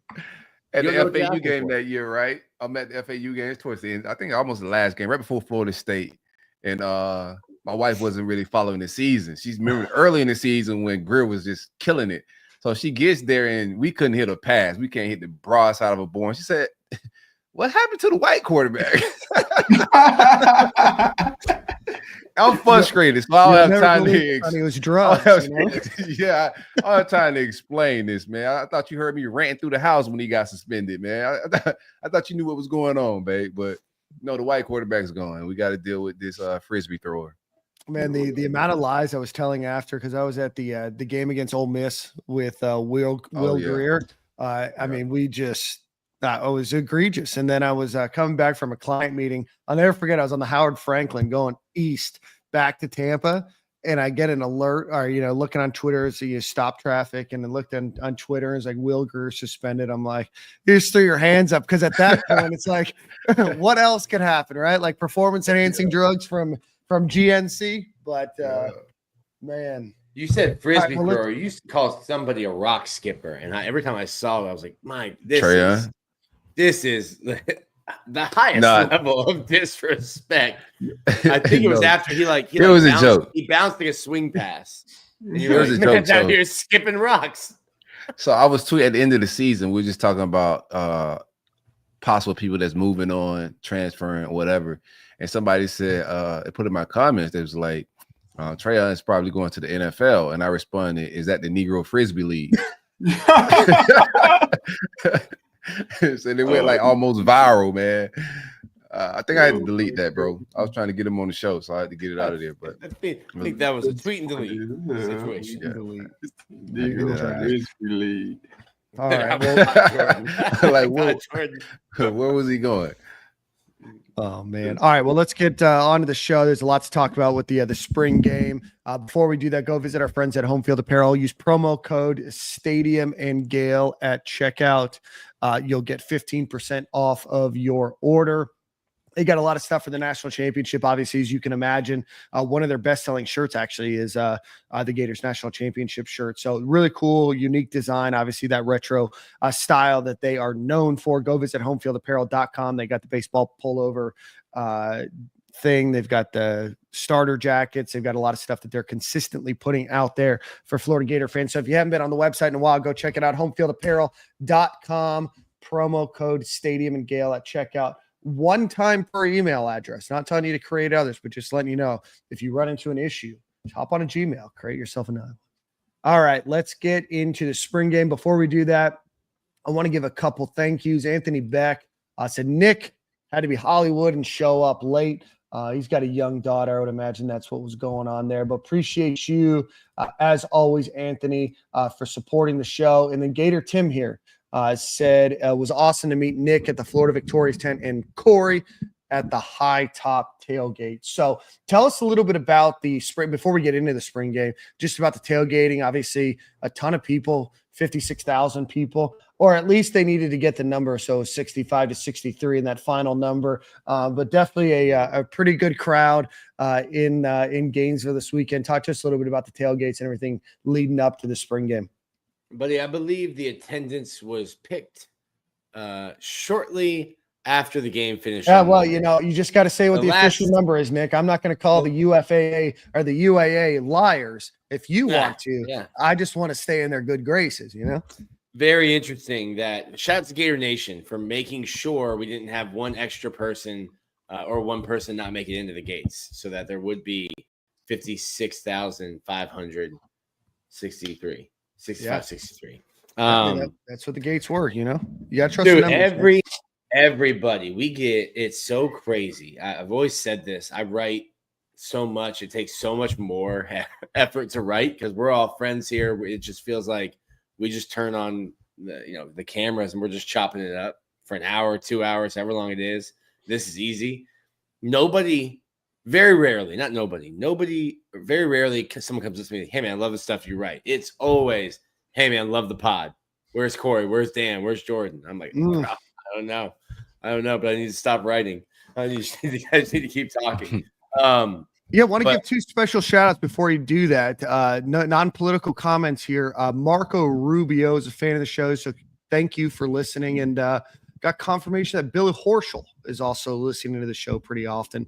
So shout out to Billy Ho. A lot of Go Gators from him at the Masters, and outside of a Masters branded piece of apparel, Florida Gator stuff everywhere, all over that stinky state of Georgia. You maybe saw 2 or 3 Georgia polos. I'm not lying when I say this. I probably said Go Gators to somebody 75 times. Nice. I got to Go Gators back from Billy. Had the unbelievable. Was he wearing black or blue? Billy Horschel. Billy Horschel, the golfer. Horschel. I had the chance to go to Augusta. We got the call Wednesday at 3:30, 4 o'clock. They're like, hey, do you want to go to Augusta? I was like, yeah. And my boss was like, don't you have football practice tomorrow? I go, not anymore, bro. Yeah, football. You didn't hear the football canceled. The football was canceled. I have your hat, by the way. Thank you. Hopefully you didn't buy another one. And if you did, I'll just keep it because I bought one that I would wear. Ooh, I like that. You bought one you would wear. No, I was told, listen, I don't know. The wife's all right. Tell us about the Florida Victorious tailgate. Anyway, yeah. Gotta Go Gators from Billy Ho. The Florida Victorious tailgate. Crazy. So we had to plan this. Shout out to Bree Wade. She planned this. She planned a dinner at Billy Napier's house. She also planned 2 events in Raleigh, 2 events in San Francisco, and 2 events in San Antonio. But you have to plan this in advance. So, like, we needed a bigger tent. Once we didn't even tell people because we knew what the reaction would be that we were going to have the basketball team coming to our tailgate. So we had to call UFPD. Shout out to Lisa Ben Chames. She made sure to get extra security because we had to get golf carts to take the guys. Just call me if you need security. You can't really hide. Yeah. So we were able to like sneak the gymnasts in. The gymnasts, shout out to them. They're going to compete for a national championship. I think they leave tomorrow. Yeah, this week in Fort Worth. You're able to sneak those girls in. 5 foot to 5'4". You're not sneaking Micah and Olivier and Will Richard, Walter Clayton. You're not sneaking those guys in, but Corey saw where our tent was, and we were right next to like the photo op with the national championship trophy. When the golf carts came up, you had to be a Florida Victorious member. You had to have a wristband to be in the tent. The people just came crashing down on the tent, and it was hectic. But appreciate the guys for showing up. They've been all over the place. Walt, Will, and Elijah are going to be off. I think they're already out of Gainesville. Going to be getting ready to train and do the NBA draft, stuff like that. But an awesome event. It was great to see people there. And that's just kind of some of the perks you get from being a member. Saw Corey there. Had some wristbands for you. Corey's just not hit me back. Nah, man. Phone died in the stadium. So once the phone died, I had text. I was like, man, phone probably going to die. So we might not be able to meet up. But yeah, phone died. Went back to the car to go charge up to head back into the stadium. And my son, allergies, he was dealing with. He wasn't feeling the best. So we just like, nah, let's just call it a day. Ended up just hiking it. So the tailgate scene was fire. Yeah. The vibes, like I've been to a lot of tailgates, and you a lot of times you're just going in, trying to be optimistic, but curious what you're about to see. It just felt like everybody's in that same mindset, like this could be a big season, especially after the basketball vibes and knowing what we got football wise. So, yeah, shout out to everybody that I've seen out there. Tate Casey and the guys, everybody, all the former players that was at what was that, Johnny Townsend's charity tents. The guys, Murky Waters from the podcast, Bam and those dudes. Everybody that pulled up and said hello, man. Stopped me to say hello. Like I said earlier, to negotiate unblocks. Yeah, that's always a good time. No meet and greets. No meet and greets. It must be a damn thing. So you had like a Switzerland, you had like a Geneva convention. We're negotiating unblocks. Yeah. One dude brought his boy. He was like, "Hey man, you got my boy blocked, man. Can you unblock him?" I was like, "Let's talk about it." We're not saying yes off of that. We need to go through the steps here. But it's cool. Nobody ever remembers why they got blocked. They're like, I don't know why you blocked me, bro. Like, it must have been by accident. No. Well, here's a screenshot. You were talking greasy. But it is always cool. Oh, real quick, Marco Rubio He's down there. Obviously, his son's on the team. His son's a Florida Victorious athlete, so he's down the field after. And some guys like fumbling to get like his camera ready, like his phone ready to take a picture with Marco. And I just like saw it and like just as a person, not realizing, hey, he's in the cabinet now. And these guys with earpieces around me might not want me quickly walking up to the Secretary of State. So I took a couple steps. Oh, no, you ain't no threat, bro. At the corner. You ain't no threat, bro. Roll these sleeves up real quick. Could be a threat. Friendly father over here. Could be a threat. Gray beard, gray hair. Yeah. One of the guys takes like a couple steps, just doing his job. Like, hey, who's this coming towards the person I'm here protecting? And Marco goes, no, that's Nick Delatorre. And I was like, oh. So I take the picture, and then he told me, he was like, hey, I love the podcast. Keep doing what you're doing. Love your work. And I'm like, that's wild. Had no idea. Man. Not a politics show, but it's crazy because he's been around. His son, he was around last year, but just as a senator, you don't have Secret Service detail. When you make it to the cabinet, now you've got this whole other level of protection around you. But a lot of people coming up to him. I joked with one of the Secret Service member who came up on me. I joked, I was like, we should have gotten him a table. The way that people are coming up to him asking for pictures.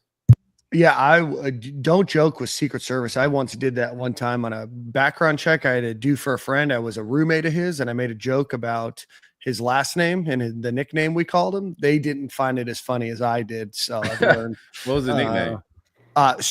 We'll talk about it after the show. I don't want to throw the guy. My buddy. All right. So Gator Tim said was not expecting to meet the Gator boys. That was awesome. Florida Victorious not only done an amazing thing for the players NIL, but for the fan experience too. No, absolutely. Go check them out. FloridaVictorious.com to go support the team. They raised a bunch of money for the basketball team, still raising obviously a bunch of money for football. So go support Florida Victorious there. So again, 56,000 fans in attendance. Seemed like the weather was great, really turned out for everybody. Dallas Wilson stole the show, I think. 10 receptions, 195 yards, a couple of touchdowns to his name. Jacoby Jackson, 198 yards, scored 3 touchdowns. He had a 90-yard run. I think he tied, if I remember reading this correctly, Cedric Faison for the most touchdowns in an orange and blue game. Harrison Bailey, 363 yards. But overall, guys, talk to me a little bit about the game. Obviously, the game not televised. There's some people that put some clips out there. I think Zach Abelverde did the best that he could from where he was standing to watch the game. But for those of us that weren't in attendance, tell us a little bit about the game. Yeah, there are a lot of people angry about it. So there's 2 teams that are televising it. I think Oklahoma is televising it. That's in-house. And when I say televising, they're streaming it. And Texas A&M's production team, their in-house production team, is going to stream theirs. There's just a lot of paranoia about tampering, and the portal opens Wednesday, and you're losing your depth, and you're not trying to show people. Like Greg Smith hit the portal even before. I think we have one. I can't say that. Never mind. But the decision, 98% of the contracts are 98% of the contract. 98%, right? So 2%. You guys can do the math. Yeah. So the decision wasn't really Florida thumbing their nose, at fans. It's kind of a lot of the coaches. 14 of the 16 coaches in the SEC are like, "Hey, man, we're living in a wild time." Some coaches just canceling the spring game, not even having one. So yeah, I understand the fan 100%. I understand the fans' frustration. It's not everyone is able to come, leave their home and spend 2 days in Gainesville in the middle of April. Mm-hmm. I get it, and it's frustrating to not be able to see it. It was a fun environment. I think they play. I've seen some bad spring games. I've seen some because of injury. I've seen some bad spring games over the years. We didn't even have to get a Chris Doering touchdown this game. You know what I mean? Yeah. Didn't even have to throw the ball to Lee McGriff. Yeah, I was chilling with Kewan Ratliff. Ooh, real quick sidebar. It is so good to see Kewan Ratliff back in Gainesville in orange and blue. My guy spent 3 years. 3 years in Tallahassee wearing black. Oh, we won't forget the hostage video for no, we birthday. won't. Yeah, I can't wait to see him again. And he said they were giving him crap all 3 years about the Gators. He kind of just had to sit there and be zen about it. Corey, he was probably had to take his shoes off and ground himself while the entire staff is trashing his Gators. Over he cashed the checks. Checks cash, baby. I get it. It's been great. It's been great to see him. He told me a cool story. He told Walter Clayton he was making a mistake and that he should focus on being a safety, and he would get him to Gainesville and he would get him a scholarship for football. And Walt told him, Coach, I'm a hooper. So he got back to him. Kiwa got back to Walt and goes, young man, sorry, I gave you bad advice back in the day. You knew what was best for you. But really great to see Kiwan down there. Glad he wasn't catching passes or intercepting any passes as part of a script. It was really cool to see. So a lot of this narrative now I see online is like, bro, the defense stinks. These guys did this, and that. The defense kicked the offense ass all spring long. And you probably get into a game after Lane Kiffin trolls you last year when it's like 9-7, 10-7. Spring games are highly scripted. And one, the quarterbacks can't get touched. You're probably not calling blitzes. You're not playing press. You're not playing everything. You're like, listen, we've got people here, 56,000 plus here. Let's give them a little bit of a show. But if you're only seeing the stats and you didn't see the game, I mean, even if you were there in attendance, you're probably like worried about the defense. I'll just tell you, the defense kicked the offense ass most of spring. The defense, I have no worries. No qualms, no questions about the defense based on what I've seen. You should have worries about the offense, not the defense. I do want to give a special. Let me know when we're going to talk about Aiden Warner spinning it. We're going to talk about Aiden Warner spinning it very briefly. Before we do that, I want to thank you to a longtime listener who contributed to the show in the past. $100 dono here. I love the show, guys. Man. Ain't that to a boss? Nick, you seem to have a little bit more access to Coach Nape. Can you let him know that he's got Gator fans out here betting when he's going to be getting his haircut lined up? Let him know. Write it down, Nick. You owe our guy a special note to yourself. Got you. Report back next week. I will report back next week. I will. I think I'm back in the building tomorrow and Wednesday, so I will. That boy dropped the hundo, man. We gotta be your favorite podcast. Your favorite podcast. Already. No, I thought I enjoyed the game, man. I thought the offense. Just speaking of the offense, love the receivers.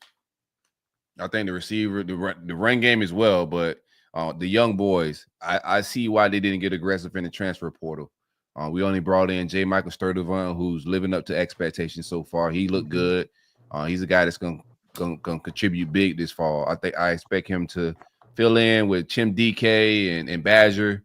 Kind of left off with the transfers. I think he's gonna come in and fill that role in and do his thing.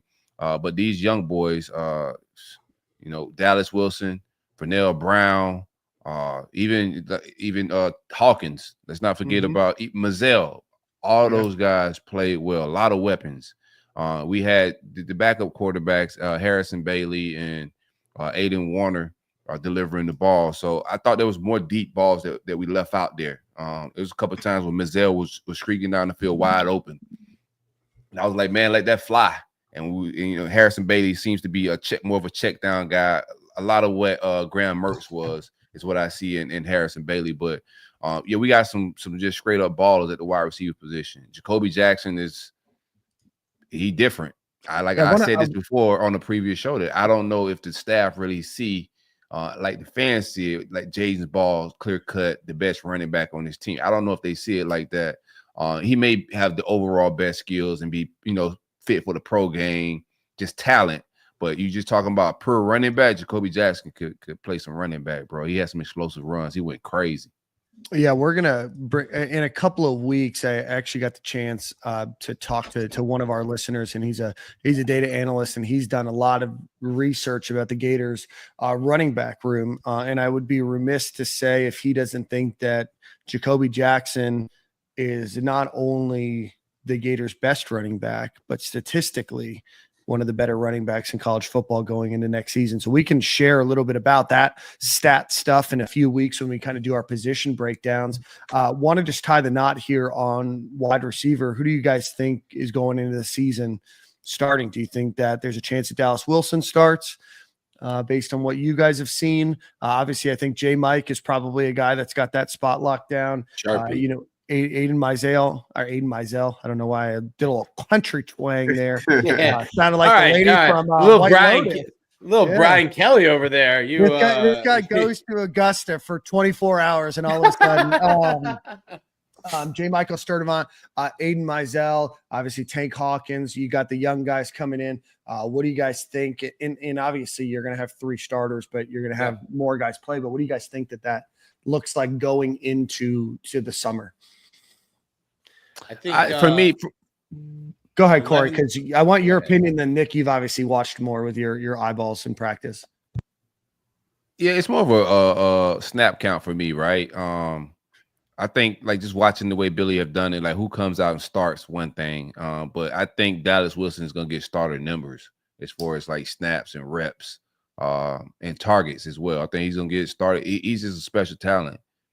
You just can see it, bro. Like that physically, he looks like a senior. Don't do the comparison to Jeremiah Smith. Jeremiah Smith is a different species. You feel me? But this is a kid that's going to contribute right away. And I said this already, but I can see why they didn't get aggressive in the transfer portal, because this kid's probably better than a lot of the kids that y'all wanted out of the transfer portal. And he's going to be a true freshman that you get for another 3 years after this one, right?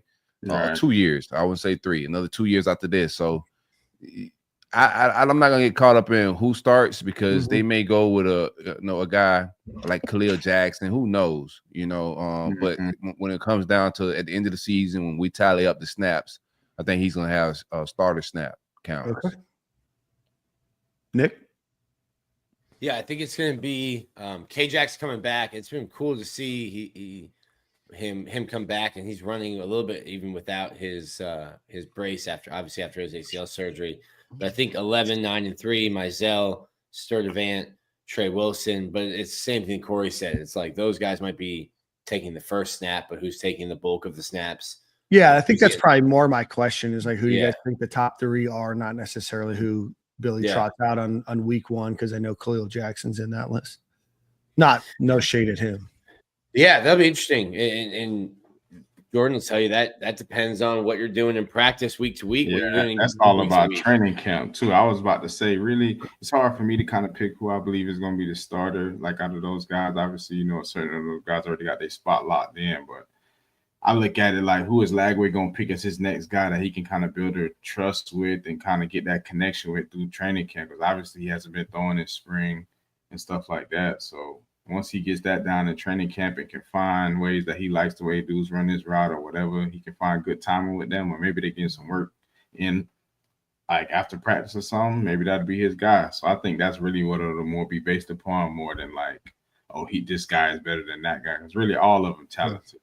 All of them are, not saying a coin flip, but really everybody got their own skill set that we can bring to the game. We already got enough receivers that has solidified starters. So I'm interested to see who that guy's going to be, though. I can't put my finger on it just yet. From an energy standpoint, like what that kid is mad after every catch. Like he's mad that somebody attempted to cover him. He's just pissed off. You're talking about Dallas Wilson? Yeah, Dallas Wilson, bro. Like that dog energy, and it's a lot of that on the team. It ain't just him, but he exuded that on Saturday, bro. Like he wants to be the man. Like he's coming in to make big plays. He's not coming here to lose, and you just can feel that. It's one thing to be talented and have skills, but when you fuel that with some passion and some want to, on that kid, a couple months on campus, he's already chiseling out. By fall, you're gonna have Des Bryant, coming out of that tunnel, bro, like straight up. So yeah, I'm excited about that. Corey's like, hey, don't call him Jeremiah Smith. because he's clearly Julio Jones and Des Bryant. Exactly. Right. Yeah. Body No, type. but like, Body type. but like, not but like Jordan, expectations on the season, you know? Yeah. Jordan said it. He said the first time he saw him in person, he was like, God dang, who is this grown man? I was like, I just wasn't expecting him to be that big. I'm like, you said you just came from high school? He looks like 2 weeks ago. Physically looks like a 5-star linebacker. Yes. And then he moves like a 5-star receiver. Shame on these star services. No, I mean, a 5-star guy doing 5-star things, right? I mean, I think that's, what Gator fans wanted and Gator fans saw, and I think it will. There's no reason for me to believe that it won't translate. Just to keep the show going on, running back, obviously Jaden Baugh and Jacoby Jackson are your two leaders going into that group. You've got Kanan Daniels there. You've got Trey Webb there. You got Duke Clark. You've got a number of these other guys. I know Duke Clark got quite a bit of burn in this game. I'm excited, man. I think we've all talked about how deep the Gators running back room is, and I'd be curious to see if there's any attrition there. It seems pretty packed there. But going into the season with a Jaden Baugh, Jacoby Jackson led group with Kanan Daniels that might be able to break one off like he did against Tulane in that bowl game. I mean, it's just hard to think that the Gators can't have one of the best running back groups in college football next season. Yeah. I don't think anybody leaves. I was watching. You see what Webb did. Webb put out a tweet today asking for a graphic, and everybody went crazy. He's like, "Everybody chill out." It's like I'm not leaving. Yeah. So I don't foresee anybody leaving that room. I wish Kaden Daniels was healthy. I wanted to see him this spring. That was a guy I was looking forward to see get busy. He wasn't healthy, so he didn't get any burn. Yeah. But the freshman Clark he fit the bill. These guys evaluate running back very well. So yeah, he fits the bill. It's gonna be good. He's got some wiggle to him. Watching him during like team runs and stuff, he gets skinny, and all of a sudden there's not much of a hole. Gets skinny, and all of a sudden you're like, oh, he got past that massive bodies with Shivers weighing 400 pounds and Jake Slaughter. Like, how did he squeeze through there? He's gonna be good. They love KD. KD might be like one of the most physically gifted, just God-given ability, tools, might be one of the most physically gifted guys in that running back room. And it's a deep running back room. Running back, receiver, young talent. Yeah. Really, really deep, good. Not worried about either of those rooms. Yeah. Do we want to talk about Aiden Warner and Harrison Bailey spinning the rock? But have you ever watched Inception? The last scene in Inception, when the top just spins, I didn't watch the credits. Aiden Warner must have gotten a credit in Inception. Don't hype it, brother. Must have gotten a credit. The boys know they ain't getting hit, bro. Talk about it, Joy. They know ain't no blood being shed. You can throw that ball up with a lot of confidence when you know nobody can touch you. But all in all, they did their thing. I can't take the credit away from them because a lot of people can know they're not going to get hit and still can't complete a pass. You still got to be accurate. Still got to find the open guy. Still a lot that goes into it, but I'm not sold all the way. So obviously I didn't watch the game.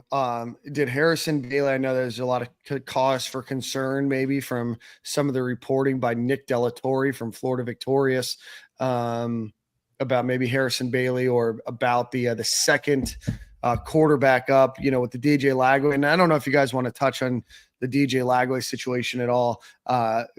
Did he quash any of your potential concerns, Nicholas? I mean, DJ's QB1, Aiden Warner's QB2. That's how Aiden Warner's QB2, and Harrison Bailey's QB3. Okay. If you get down to your third quarterback, any team, the expectations for your season, your win-loss, and where your team is going, we get the two are going to change. Warner, we in trouble. Yeah, he skipped Aiden Warner and went right to 3. We're spinning, right? If we get to 2, right? We're spinning. Yeah. Nick's like national championship with DJ Lagway, deep college football with Aiden Warner. After that, all the wheels are off. Harrison, I think it's good to have Harrison around. He's a fifth year. I thought he was a 6th year. No, fifth, maybe he's 6th. definitely at least 5th. Yeah. He has no eligibility left. This Yeah, is he was last being year. recruited by Jim McElwain, if that gives you guys any idea. At Colorado State. No, yeah, definitely when he was at Florida, everybody was so upset when he went to Tennessee. Now he's here, and everybody's like, Yeah, fans change. They're a fickle group, our fans. That's how recruiting works. Clay Millen's still on the roster. Paul Kessler's still on the roster. Paul and Clay dealt with injuries, so there was a lot of reps, a ton of reps. Trammell. I was just gonna ask if he played. Trammell was still on the other side, on the other field where they had Jordan his freshman year for a part of his freshman year, and then he got that call up, got that AAA call up. So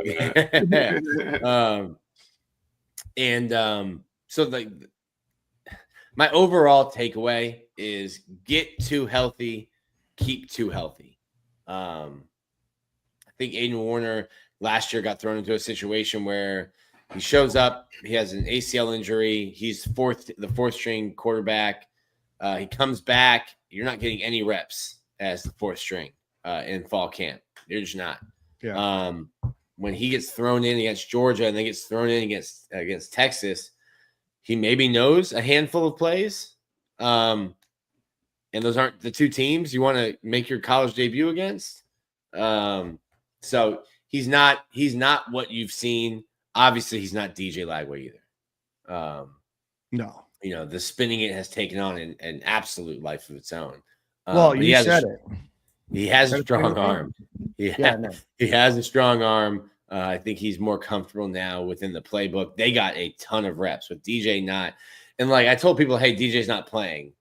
And then DJ comes in, he hands the ball off a couple of times. I'm like, yeah, I could do what they asked DJ to do. I could exist in those 4 steps. Jordan, you think Nick could take the handoff and Jordan? And I can take a handoff. I can exist from the snap. I can exist from the time. Understand? Plead your case. I just asked if Jordan thought you're athletic enough to catch the snap, get the handoff right, make sure we're doing some convincing there. Yeah, I might trip somebody up. Once. Yeah, you got to make sure you open in the right way. It ain't just easy handoff. You might get your toes. Whoa, calm down. Yeah, the hips don't open the same way anymore. Once you hit 30, 35, 36, the hip mobility.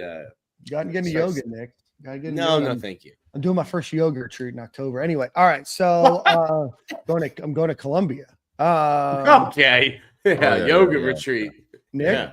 There's a whole lot of yogi going on. There's so many. It's my parents. Nick, anyway, all right. So that's where we're on the offensive side of the ball. Wild place to go do yoga, man. Yeah. Anything you want to touch on the offensive line or tight end before we go to defense? Offensive line, I think you're gonna be fine there. I think Bryce Lovett's kind of solidifying that right tackle spot. I think Rod Kearney will keep pushing to get right guard to get snaps. But they've liked what Damian George has looked like there. I think moving him from tackle to guard has been a great decision. It's been a career saver. Yeah.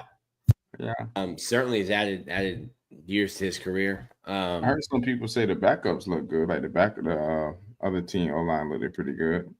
Yeah. It's just like Fletcher Westfall is going to be your backup left tackle, but he's his only snaps have come in the bowl game when they're smoking Tulane. So that's a position I think, and I feel, I know people always like to throw out, Jordan Seaton did this and Laramie Tunsil did this. It's all right, cool. There's a handful of guys who are ready to come and play right away as freshmen.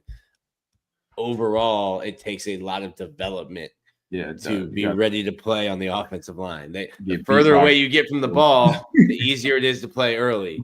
Everybody remembers the exceptions, and not that there's other 3 or 4 5-stars in that class that won't play for 2 years, or 27 4-stars that won't play until their third year. Yeah, and I get it. Yeah, so I've seen Tyrie Sapp, George Gums, treating a lot of these guys like food during offensive and defensive line. And you're going to have to learn, if you're Fletcher Westfall, if you're Bryce Lovett, if you're Caden Jones, that hey, these are grown men. Some of them already have kids and are trying to provide for their families in college. Yes, you're going to be hit a little bit different when the guy hitting you has to go and buy diapers on the way home. Right. The boy changed his diet. He frustrated. He was with that baby all Yeah, That's last why I year. don't think you could hand the ball off, Nick. You know, imagine George Gums is sitting there ready to go after you. even I if you have want to him buy to. diapers, Dan. Yeah. I know. I'm that guy. Yeah, Tell that's- him, yeah, dude. I'm Yeah, changing blowouts. I'm Yeah, taking yeah. that Whoa, aggression whoa, out whoa. during whoa. my 3 steps to a handoff. This is elevated quickly, huh, Corey? Yeah, he got out of hand. Calm down, big fella. I do think like receiver room, like it comes to a point where you can't make a lot of mistakes to keep your spot just because competition is stiff. I thought Abrams dropped 2 that was he gotta bring in. Didn't give a whole lot of love to Tank Hawkins. Tank Hawkins is gonna be one of them guys. I think special teams in. I like the way he looked at kickoff return. They didn't let the kickoff do what they do, but you can see the explosiveness from him. And then that one he scored a touchdown on, but he's just putting people in blenders. Like that was a perfect route, you know, the way he set it up. So yeah, I think Abrams got open. He just had 2 drops from Harrison that you just got to make, you know. And competition is what it is at this point. And if you want reps, you got to do it in these moments. Yeah. So. And I can't lie, y'all already know Billy ain't playing if you ain't blocking. So that'll be another quick way to lose your spot right there. Yeah. That will be I love spectacular. kickoff, punt return. They've had a bunch of guys back there. J. Mike has been back there. Obviously, Jaden Ball's back there. I love all 3. Actually, they haven't really put Dallas back there. So I love the 2 freshmen. Put Dallas there with. Let him kick. I don't know. He probably could kick the hell out of it. Florida has a national champion punter, by the way, if you want to get into punting talk. Tommy Doman, championship at Michigan. He goes down with that one. Hey, 6, we need you to go kick. Tommy went down. Yeah, why not? I really like Nahshon and Vernell punt kick return. They've been on the other field. They've been on the JV field doing punt kick return. But Stadium Miguel alum DeBron Hampton, he's twitchy and he looks really good with the ball in his hand. He's got crazy speed. I love the interview that we did with him, betting on himself, coming here with the Lagways. Got to meet his family who were with the Lagways as well at the spring game. He's been back there. And listen, that might be a spot where he can get in, depending on. I don't love Jaden Ball returning kicks. Like, sure, the room is deep, but like you've got some guys back there who can make people miss. Let Jaden get some Gatorade.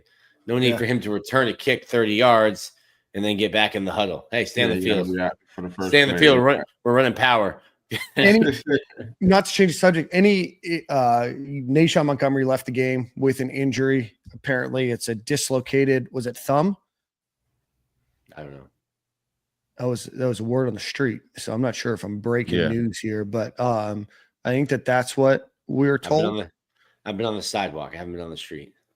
Yeah. So if I'm breaking news, there you go. So apparently not anything that's going to keep him out of the out for too long. He was signing autographs with that hand after the game, so he was all right. Okay. All right. Y'all running a sweatshop, bro. Yeah. You got some obligation, Nahshon. My fingers hurt. You just pulled lawn duty, you know? Your back's about to hurt because you pulled lawn duty. All right, let's go defensive side of the ball. We got a Drake Stubbs interception, but talk to us a little bit about the defense. Tip drill on that one, but like I love Drake Stubbs. Okay. Love Drake Stubbs. He has an old school safety mentality. He should have been playing football 20 years ago, and his highlight clip would have just been decapitating people on the field. Like, he wants to hurt you. The first high school recruit to come on Stadium Miguel, by the way. Yeah. I've loved. He it's funny. So he had like a little like hamstring issue. Oh, shout out. Love from Russ. Shout out Russ is giving Jordan Scarlett some love here. That's one flower. All right, sorry. Stubbs, it was funny. I'm standing, Jordan will know, I'm standing in the middle of the fields for like 7-on-7, and Stubbs have been off in the pit doing stuff. he comes on the field. I'm like, oh, he's gonna like try to get in on 7-on-7 and then team run. And he's talking to one of the trainers. He turns around to one of the trainers. He goes, bro, let me just play. Why you got me in jail? And he's like, I'm just trying to keep you healthy. And I'm like, this is like practice 1 or 2. And I'm like, this guy he's just a football guy. He's like, screw my hamstring. Let me get in there. I'm trying to go hit somebody without pads on. Love his mentality. Ty Jackson. Really cool. Sorry to interrupt. Ty Jackson's a stud. Yeah, no, Ty Jackson. I thought you were done with this. 6'1", baby. Are you done with Stubbs? I'm done about Stubbs. Yeah. Oh yeah. Ty Jackson. I just want to give players flowers as I find stats. Game high 11 tackles, a sack, 2 tackles for loss in that game. Trying to see if I see anything. You guys can continue to opine while I try to find stats that I can add into this conversation. No, man, I thought all the linebackers did play well. Aaron Childs, Myles Graham, you could pick your favorite. You know, there's been debates about who's better out of the two, man. It's 1A, 1B. But Myles Graham got more reps last year, so we kind of know what he can do. It's gonna be a lot of improvement there. He's in the box coverage, you know, any way you want him to play, you know, not in the box, you know what I'm talking about, but run defense, he could cover well. But Aaron Childs is a man child. Like, you call him man Childs, like just brand that and run with it. Our linebacker room is absolutely crazy. Ty Jackson looks the part. You know, he's putting his face in the blender. He can get sideline to sideline. You just watch the long runs. If you're not at the game, hearing about those long runs draw some concern, especially at the safety position. So we weren't 100%. You know, you got Bryce Thornton and some other guys out. And you don't want to see long runs like that, but you also are playing a spring game. You're gonna lose somewhere. Like, this is how it goes. Somebody's gonna lose, right? Yeah, somebody's gonna lose, man. So not a whole lot of concerns, man. But from what I saw on the defensive side of the ball, it's a lot of young boys that could play. We know that some of these older guys could do. With Gums not, you know, going full force, we got to see Jaden Woods. That dude's just an absolute animal, bro. The transfer that we had come in, what's his name? Kosi, what was his name? Kofi. Forgetting his name. Asari. Kofi. Yeah, Kofi Asari, bro. He got 2 sacks, living in the backfield. Jalen Wiggins is another one that I like, another young boy, freshman out of the Panhandle, living in the backfield. He's going to be a player as well. But you just got to see some of the young boys, man. There's a lot of talent flying around back there. I need Cromani to clean up some things as well, like his eye discipline. He gets a little greedy. You know, he's looking in the backfield. Mazzell put him in a blender on that touchdown that he ran. You know, great route, but it's some things that Cromani could clean up. But overall, I thought the defense in the trenches was stout, even with the players that we had out at defensive tackle. I know we're all looking at the defensive tackle position in the spring portal. Maybe we could bring a guy in to make us a little bit more stout. But I also like Shivers. I think Shivers is going to give us some good snaps in the fall. Big boy, big boy with the smoke. Even as a freshman? Yeah, as a freshman, I think he's gonna play. Nice. I think 99 gonna give us some reps, bro. There's opportunity there at no stack for sure. For him. Send me your NIL branding for Mount Shivers. Shivers me timbers. Okay, not Dan. Somebody else. Let's group Come on, think Shivers this. Me Timbers is pretty good right off the dome. You know what I mean? No, yeah. Let's group think this. Not right now. Not live, it has legs. It has legs. Yeah. It's a starting short point. legs. Starting point. Not covering a lot of ground. All great ideas start with a brainstorming section. And hopefully Dan has sparked somebody listening to this to greater heights. Yeah. But Shivers Me Timbers it is, you know? Okay, there. Yep, that's a working title. Working. That's fine. Title. Yeah. Another freshman I really like is Lagonza Hayward. Cool moment after. So every spring game we have the guys sign autographs, they do meet and greets, they talk to fans, talk to our members. He asked, there was some kid who might have been 5 or 6. The players doing meet and greets is crazy. MEET, yes. Meet and greet. On the field, not where Dan likes to meet the fans. That would be an odd place to have a meet and greet. We'd have we'd have UPD out there, GPD, you know. Yeah, Secret Service is on the field, not Yeah. a place. I don't think the not a place for the groundskeepers meet would and love greet. it, you know? Back on track. Really cool moment of like this kid. Maybe I'm even though I have a child, I have no idea how to age kids. Maybe he's 8, small kid, young kid. Laganza signing stuff for him, and then Laganza says he grabs something and gives it to him. He goes, "Can I have your autograph?" And like the kid's face, like just seeing that kind of stuff. That's awesome. That kind of stuff is really cool. But he's a player too. That's kind of an older area where he is. They've worked him at nickel and at safety.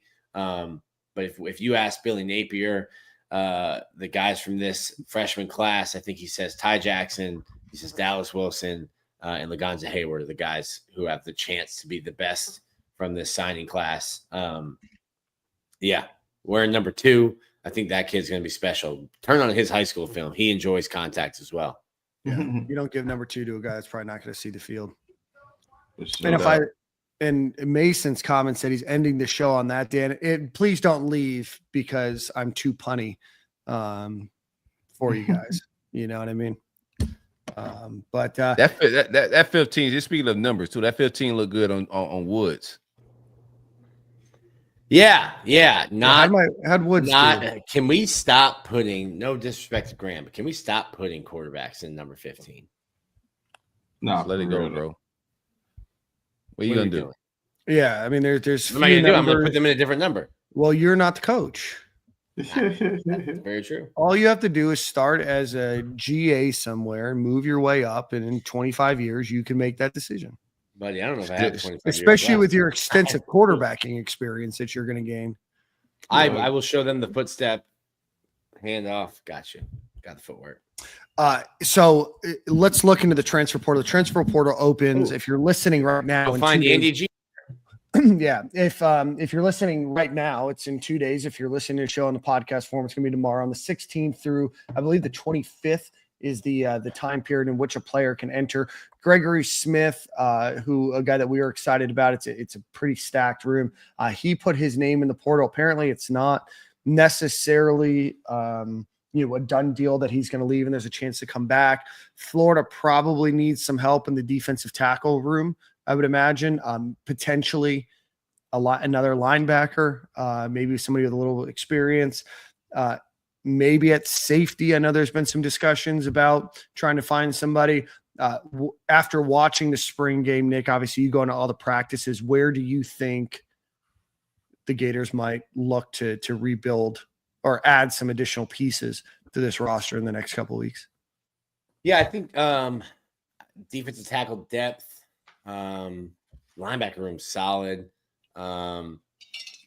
Depending on if you lose a safety or a defensive back, maybe one there. But Florida can be real picky. Maybe 2 positions, maybe 2-3 additions. Receiver room is stacked. If there's a tight end who's really, really good that wants to come to Florida, sure, add him to the room because Caleb Rios got banged up again. And then Tony Livingston, and you've got Tony Livingston, Amir Jackson, who was banged up off and on throughout the spring, banged up for most of the spring, actually, which is hurting his development. Didn't play a lot last year, or didn't play at all last year, and then didn't really get a chance to develop this spring because of the injury, which happened very first practice. So if there's a veteran tight end, maybe. I just don't see Florida being a sexy landing spot for a tight end. It's not. Scrap it. It's scrappy. No 12 personnel. Like, I better not see with all these receivers I got and I saw on Saturday. I don't want to see no 2 tight end sets. Wow. Go 5 wide. Like let's spread this out and let Lagway just go stupid. We got a defense that's gonna stop some people. I don't want to see these tight ends that ain't even tight ending. Like, they're not even pass the cheek check, you know. It's just, bro. Like, go 5. We got thirsty receivers on the sideline. Everybody want the ball. We can stretch the field. We can go underneath if we got to. Minimum we can check 3 that receivers on the field at a time. 3 to 4 should be the norm. I wouldn't even be mad if we don't use no tight end unless it's like Jordan. They gonna have to load the box. Yeah, They're gonna have to load the box. We got a good O line. We got 2 really good running backs. Teams are gonna have to load the box. Let's play the numbers game. Let's spread them out and let's let our big guys do what they do. You feel me? Let's go. And we got dudes that can win 1-on-1. Let's not make this harder than what it need to be. Let's keep it plain Jane, baby. let's keep it plain Jane. It's very easy. You know what we need to do. Like the talent's there. You know, a lot of teams on our schedule. I know we're going fast forward a little bit, but I'm excited about this team, man. Looking at our schedule, seeing the quarterbacks that we're gonna face, and like most of the teams on our schedule about to get very busy in this spring portal. You know, and us as fans, we're talking about 1 or 2 pieces here and there that we would like to see added, but we don't have a whole lot of just glaring needs, and that's a good thing. Yeah, first time we've been in this position in a while, right? Yeah, it's been a minute. Natty loading. That's right. Hopefully, some of you did that parlay that I told you about a couple months ago. And Dan. I didn't do it, but hopefully some other people did. All right, guys, that's kind of the end of the show here. Do anything else you guys want to touch on before we head out of here? Yeah, I gave my boy Ben Hanks his flowers for scrapping up. What's the name? Yeah. Who's gonna let you do it, bro? Yeah, give me your flowers. Yeah, man. I see him with the little John Morant celly at the end. He threw the little grenade in the crowd. That was all fun and jokes, but yeah, I think he's a good dude to watch out for. A little Miami boy. I know he got some dog in him. So hopefully that's the start to him blossoming and becoming a part of DBU. Because obviously at that position we need some dudes to step up this year, whether it's at safety or corner. So me watching that play just made me see like, okay, he know he's going against a guy who is a 5-star guy, been balling all spring, and for him to rise to the opportunity, I feel like that's a good thing to see a young guy ready to step up to the plate and handle business. So just had to give him his flowers. You know, I got to take care of him down south boys. All right. Hey, Nick, one question before we get out of here. So I didn't get which teams they were calling for, right? But I was told pregame that O'Hara and Russ Callaway was calling the offense for each team. Do you know which teams they were calling for? Yeah, I'd have to go back and look. I was in Augusta when they announced the big deal. when they announced the teams for Orange and Blue, but they split the whole organization up. So I'm scrolling through right now. Even on the bus, I seen them get off the bus. I was like, yeah, they look like they really beefing.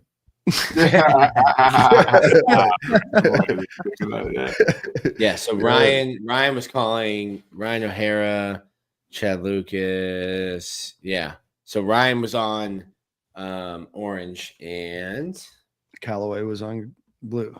There's only 2 teams, Nick. Yeah. No, I mean, I'm scrolling through all the names. So Russ Callaway was blue and Ryan was orange. Who called a better game, Corey?